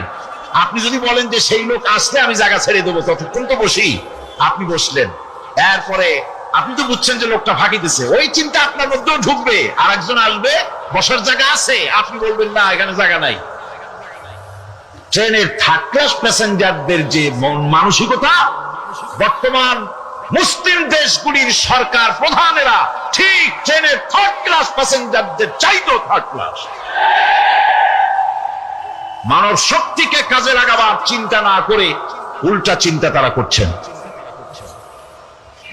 এত সম্পদ থাকা সত্ত্বেও বাংলাদেশ আজ যে অভাব সৃষ্টি হয়েছে তা কৃত্রিম, এবং তা সৃষ্টি হয়েছে এটা এর একমাত্র দায়ী এর জন্য রাজনৈতিক ষড়যন্ত্র। রাজনৈতিক ষড়যন্ত্রের কারণেই এই অভাব সৃষ্টি হয়েছে। গোড়া থেকেই আমাদের দেশটি ষড়যন্ত্রের শিকার। প্রথমে ব্রিটিশ বেনিয়ারা 200 বছর পর্যন্ত গোলামীর জিনজির পরিয়ে দিয়েছে। 200 বছর গোলামীর পর দ্বিজাতি তত্ত্ব এবং মুসলিম সংখ্যাগরিষ্ঠতার ভিত্তিতে 47-এর আজাদি, তারপর পশ্চিমাদের শোষণ বঞ্চনা থেকে মুক্তি লাভের জন্য 71-এর আজাদি, এরপরে দেশের 90% হচ্ছে মুসলমান। 90% কারা? চিল্লায় বলেন না কারা? পৃথিবীর এই দ্বিতীয় বৃহত্তম মুসলিম জনগোষ্ঠীকে খ্রিস্টান আর ইহুদিরা তারা চেয়েছে জনগণকে খ্রিস্টান বানাতে। আমাদের দেশের জনগণকে তারা চায় খ্রিস্টান বানাতে। যারা কমিউনিস্ট তারা চায় আমাদেরকে নাস্তিক বানাতে। আর পার্শ্ববর্তী দেশের পেইড এজেন্ট যারা আমাদের দেশে আছে তারা চায় পৃথিবীর নিকৃষ্টতম কুফরি মতবাদ, ধর্ম নিরপেক্ষ মতবাদের মাধ্যমে গোটা জাতিকে ধর্ম থেকে দূরে সরিয়ে দিতে চায়। সুতরাং এই ষড়যন্ত্রের শিকার হয়ে আছে বাংলাদেশ। বাংলাদেশের এই আর্থসামাজিক প্রেক্ষাপটে ইসলামের বিধান ছাড়া, আল্লাহর দেওয়া বিধান ছাড়া এর কোনো মুক্তি নাই, এর নাজাতের কোনো পথ নাই। আল্লাহ রাসূল ক্ষমতা আরোহণ করলেন, রাষ্ট্রের মালিক হলেন, প্রেসিডেন্ট হলেন। রাসূলুল্লাহ কি হলেন? আল্লাহর নবী প্রেসিডেন্ট হলেন। সমাজের গরিব দুঃখীদের ব্যাপারে নবীজি বললেন, মান তারাকা মালান ফালওয়ারসাতিহি ওয়া মান তারাকা দিয়ান আও কুল্লা ফালিয়াতিনি ফাইন্না মাওলাহু রাওয়াহুল বুখারী।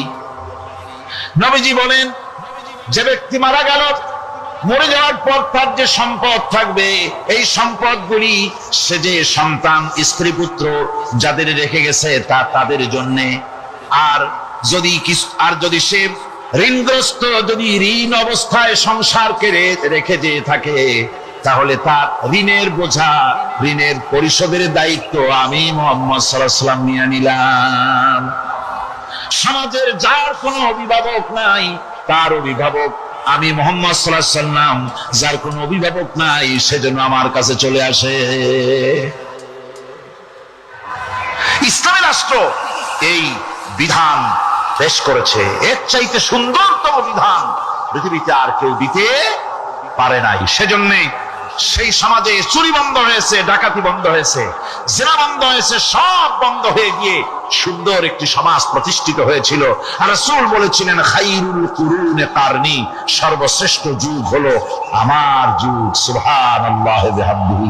মানুষ দরজা খুলে ঘুমায়েছে, কারো ক্ষুধার কষ্ট নাই, পড়ার কষ্ট নাই, খাবারের চিন্তা নাই, চুরি ডাকাতির ভয় নাই, ভয় মুক্ত। ওই যে গতকাল বলেছিলাম, যেমন একটা সমাজ আসবে, খাবাব চিন্তা করো না, আমি কসম করছি এমন একটা সমাজ প্রতিষ্ঠিত হবে যেই সমাজে চুরি, ডাকাতি, জেনা, ব্যভিচার, হত্যা, ধর্ষণ কম ভয় থাকবে না। লা ইয়াখাফু ইল্লাল্লাহ, আল্লাহ ছাড়া কারো কোনো ভয়, মনের ভিতরে ভয় থাকবে না। ওয়ালাকিন্নাকুম তাস্তাজিলুন, তোমরা বড্ড তাড়াহুড়ো করতেছো, বেসবর হচ্ছ, সবর করো, তাড়াহুড়ো করো না। এমন সমাজ আসবে। রাসূলুল্লাহ এরকম একটা সমাজ গোটা পৃথিবীবাসীকে উপহার দিতে পেরেছিলেন না পারেন না? পেরেছিলেন কিনা? সেই কথাই আল্লাহ রাব্বুল আলামিনের কথার সঙ্গে এবার মিলান। লাইসাল বিররা আন তুওয়াল্লু বুজুহাকুম কিবালাল মাশরিকি ওয়াল মাগরিব।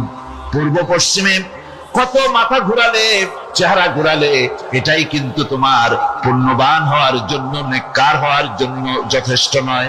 বরং যথেষ্ট হলো আল্লাহর প্রতি ঈমান আনো, কিতাবের প্রতি, পরকালের প্রতি, ফেরেশতার প্রতি, নবীদের পরে ঈমান আনো। আর আল্লাহর মহব্বতে, আল্লাহর প্রেমে উদ্বুদ্ধ হয়ে আর একটা বড় কাজ করো, সেটা হলো ওয়াতাল মালা আলা হুব্বিহি যাবিল কুরবা ওয়াল ইয়াতামা ওয়াল মাসাকিন ওয়াবনাস সাবিল ওয়াস-সাইলিনা ওয়া ফির রিকাবি ওয়া কামাস সালাতা ওয়া আতাজ যাকাত ওয়াল মুফুনা بعهدهم إذا عاهدوا والصابرين في البأساء والضراء وحين البأس أولئك الذين صدقوا وأولئك هم المتقون। আরেকটি গুরুত্বপূর্ণ কাজ করতে হবে আল্লাহ পরকালে বিশ্বাস করার সাথে সাথে, সেটা হলো এই, তোমাদের জানের মতো প্রিয় ধন এবং সম্পদকে আল্লাহর মহব্বতে খরচ করতে হবে। সেজদা দিয়ে কপালে দাগ লাগাইছো, কিন্তু প্রতিবেশীকে সাহায্য করো নাই, গরিবদেরকে দাও নাই, এতিমকে দাও নাই, বোনকে ঠকাইছো, মেয়েকে ঠকিয়েছো, তোমার ওই সেজদায় কিয়ামতে কাজ দিবে না। প্রকৃতপক্ষের নেককার পুণ্যবান হওয়ার জন্য গরিব জনসাধারণকে সহযোগিতা করতে হবে। এরপরে মাঝখান থেকে যেটা বাদ দিয়েছিলাম, বলেছিলাম নামাজ এবং যাকাত। আমি যাকাতটা কালকে আগে নিয়ে এসেছিলাম, নামাজটা ছিল আগে। সেই নামাজটা যেহেতু আলাদা একটা বিষয় হবে, আর যাকাতটা সদকার সাথে সামঞ্জস্য আছে, সেই জন্য যাকাত আর সাদাকার কথাটা একসঙ্গে মিলাই বলেছিলাম। এখন শুরু করছি নামাজ। সালাত, সালাত আমল বাড়াই দিচ্ছে। এই জন্য যে দোকানপাটে আছেন দোকানপাটে পড়বেন, রিক্সা চালান রিক্সা চালানো অবস্থায় পড়বেন, হুন্ডা চালাইতেছেন হুন্ডা চালানো অবস্থায় পড়বেন, মাদ্রাসায় বসে আছেন তো তখন পড়বেন। অর্থাৎ আমরা আমাদের সময় যেই পরিমাণে অপচয় করি, এটা যদি একটা হাতে ডিজিটাল তাসবিহ উঠায় নেন, দেখবেন ওই ডিজিটাল তাসবিহর বরকতে আপনার প্রত্যেক দিন না হলে ৫-৭ বার দুরূদ পড়া হয়ে গেছে। খালি একটা তাসবিহ হাতে রেখে দেখেন, এটা পরীক্ষিত। একটা তাসবিহ হাতে থাকলে অটোমেটিক জিকির হয়। ভাই তাসবিহ কিছু না, কিন্তু তাসবিহ মুযাক্কারাত এটা আমাদেরকে মনে করায় দেয়। মনে করায় দেয় তোর জিকির করতে হবে।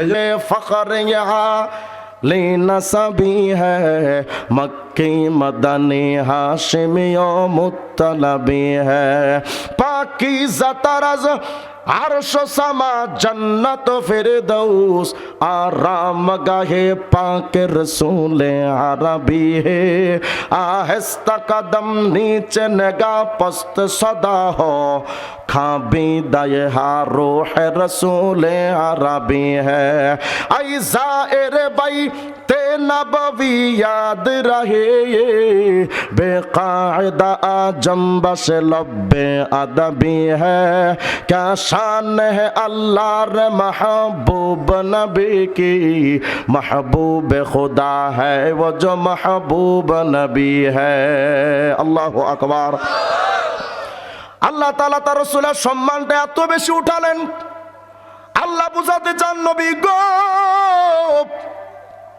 আমি আল্লাহ তো খালেক আপনি তো মাখলুক কোশ্চিন কালেও তো মাখলুক খালেকের সমান হবে না কিন্তু আল্লাহ বুঝাতে চান নবী আমি আপনারে ওই তো আমার মর্যাদায় আপনি আমার মর্যাদায় তো আসতে পারবেন না কিন্তু নবী এমন সিস্টেম চালু করে দিব যেখানে আমি আল্লাহ সেখানেই থাকবেন আপনি মুহাম্মদুর রাসূলুল্লাহ আসতে কইলেন যে ও নবী কোথায় কোথায় আছেন আপনি নবী জানেন আল্লাহ বলেন নবী গো কোরআন শরীফ দেখেন আলহামদুলিল্লাহি রাব্বিল আলামিন সমস্ত জগতের রব বলেন তো কে সমস্ত জগৎ মানে আমরা মনে করি জগৎ মনে হয় শুধু পৃথিবীর বাহিরে আর কিছু নয় কে বলেছে আপনারে এই পৃথিবী তো শুধু একটা গ্রহ মাত্র কই যায় আচ্ছা কি বিরক্ত হচ্ছে নাকি আপনারা মানে কেউ উঠাউটি করলে আমার একটু মুশকিল জেহেনের মধ্যে ইন্তেশাব পয়দা হয় উঠাউটি করেন না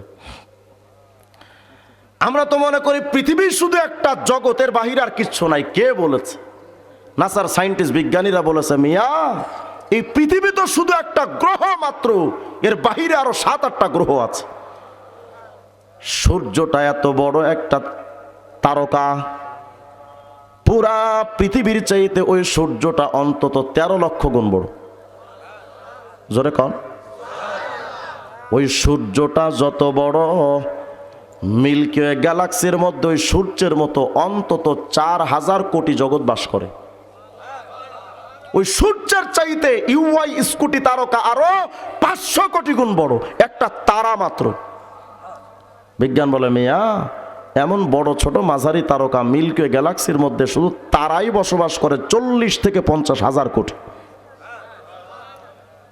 এমন হিসাব দিতে গেলে তো লম্বা টাইম আমি বুঝাতে চাচ্ছি মিল্কি ওয়ে গ্যালাক্সি এক গ্যালাক্সির পেটের মধ্যে কত হাজার কোটি জগৎ শুধু একটা গ্যালাক্সি এমন গ্যালাক্সি আবার একটা দুইটা নয় মহাগ্যালাক্সির ভেতরে এমন গ্যালাক্সি দৃশ্যমান জগতে কমপক্ষে 1 লক্ষ থেকে 2 লক্ষ কোটি গ্যালাক্সি আছে তো মহাগ্যালাক্সির মধ্যে কত হাজার কোটি জগৎ আছে হিসাব করা সম্ভব এর উপরে আসমান আছে সাতবক জমিন আসমান আরশ আছে কুরসি আছে লৌহ কলম জান্নাত জাহান্নাম আল্লাহ বলেন নবী গো যত জগৎ আছে না আমার সমস্ত জগতের রব আমি আল্লাহ ওমা আরসালনাকা ইল্লা রাহমাতাল লিল আলামিন নবী যেই জগতের রব আমি আল্লাহ সেই জগতের রহমত আপনি মুহাম্মদ রাসূলুল্লাহ আমরা তো সবাই মনে করি আমাদের নবী শুধু আখেরি নবী এটা মনে করি না আমরা আমাদের নবী শুধু আখেরি শেষ নবী কিন্তু এই তথ্যটা সঠিক নয় আমাদের নবী শুধু আখেরি নবী নন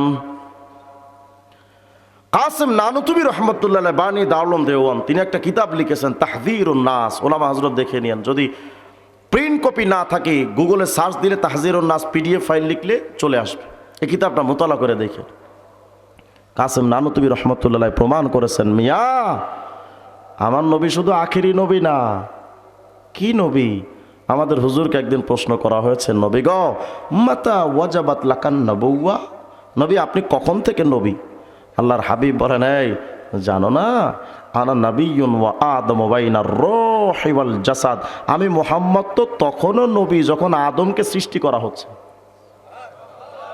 জোরে কোন তাহলে আমাদের নবী কি শুধু শেষ নবী না সবার আগের নবী? আল্লাহ যেন বোঝাতে চান, নবী গো হুয়াল আউয়াল ওয়াল আখির, আমি আল্লাহ তাআলা প্রথম, আমার আগে কোনো আল্লাহ নাই।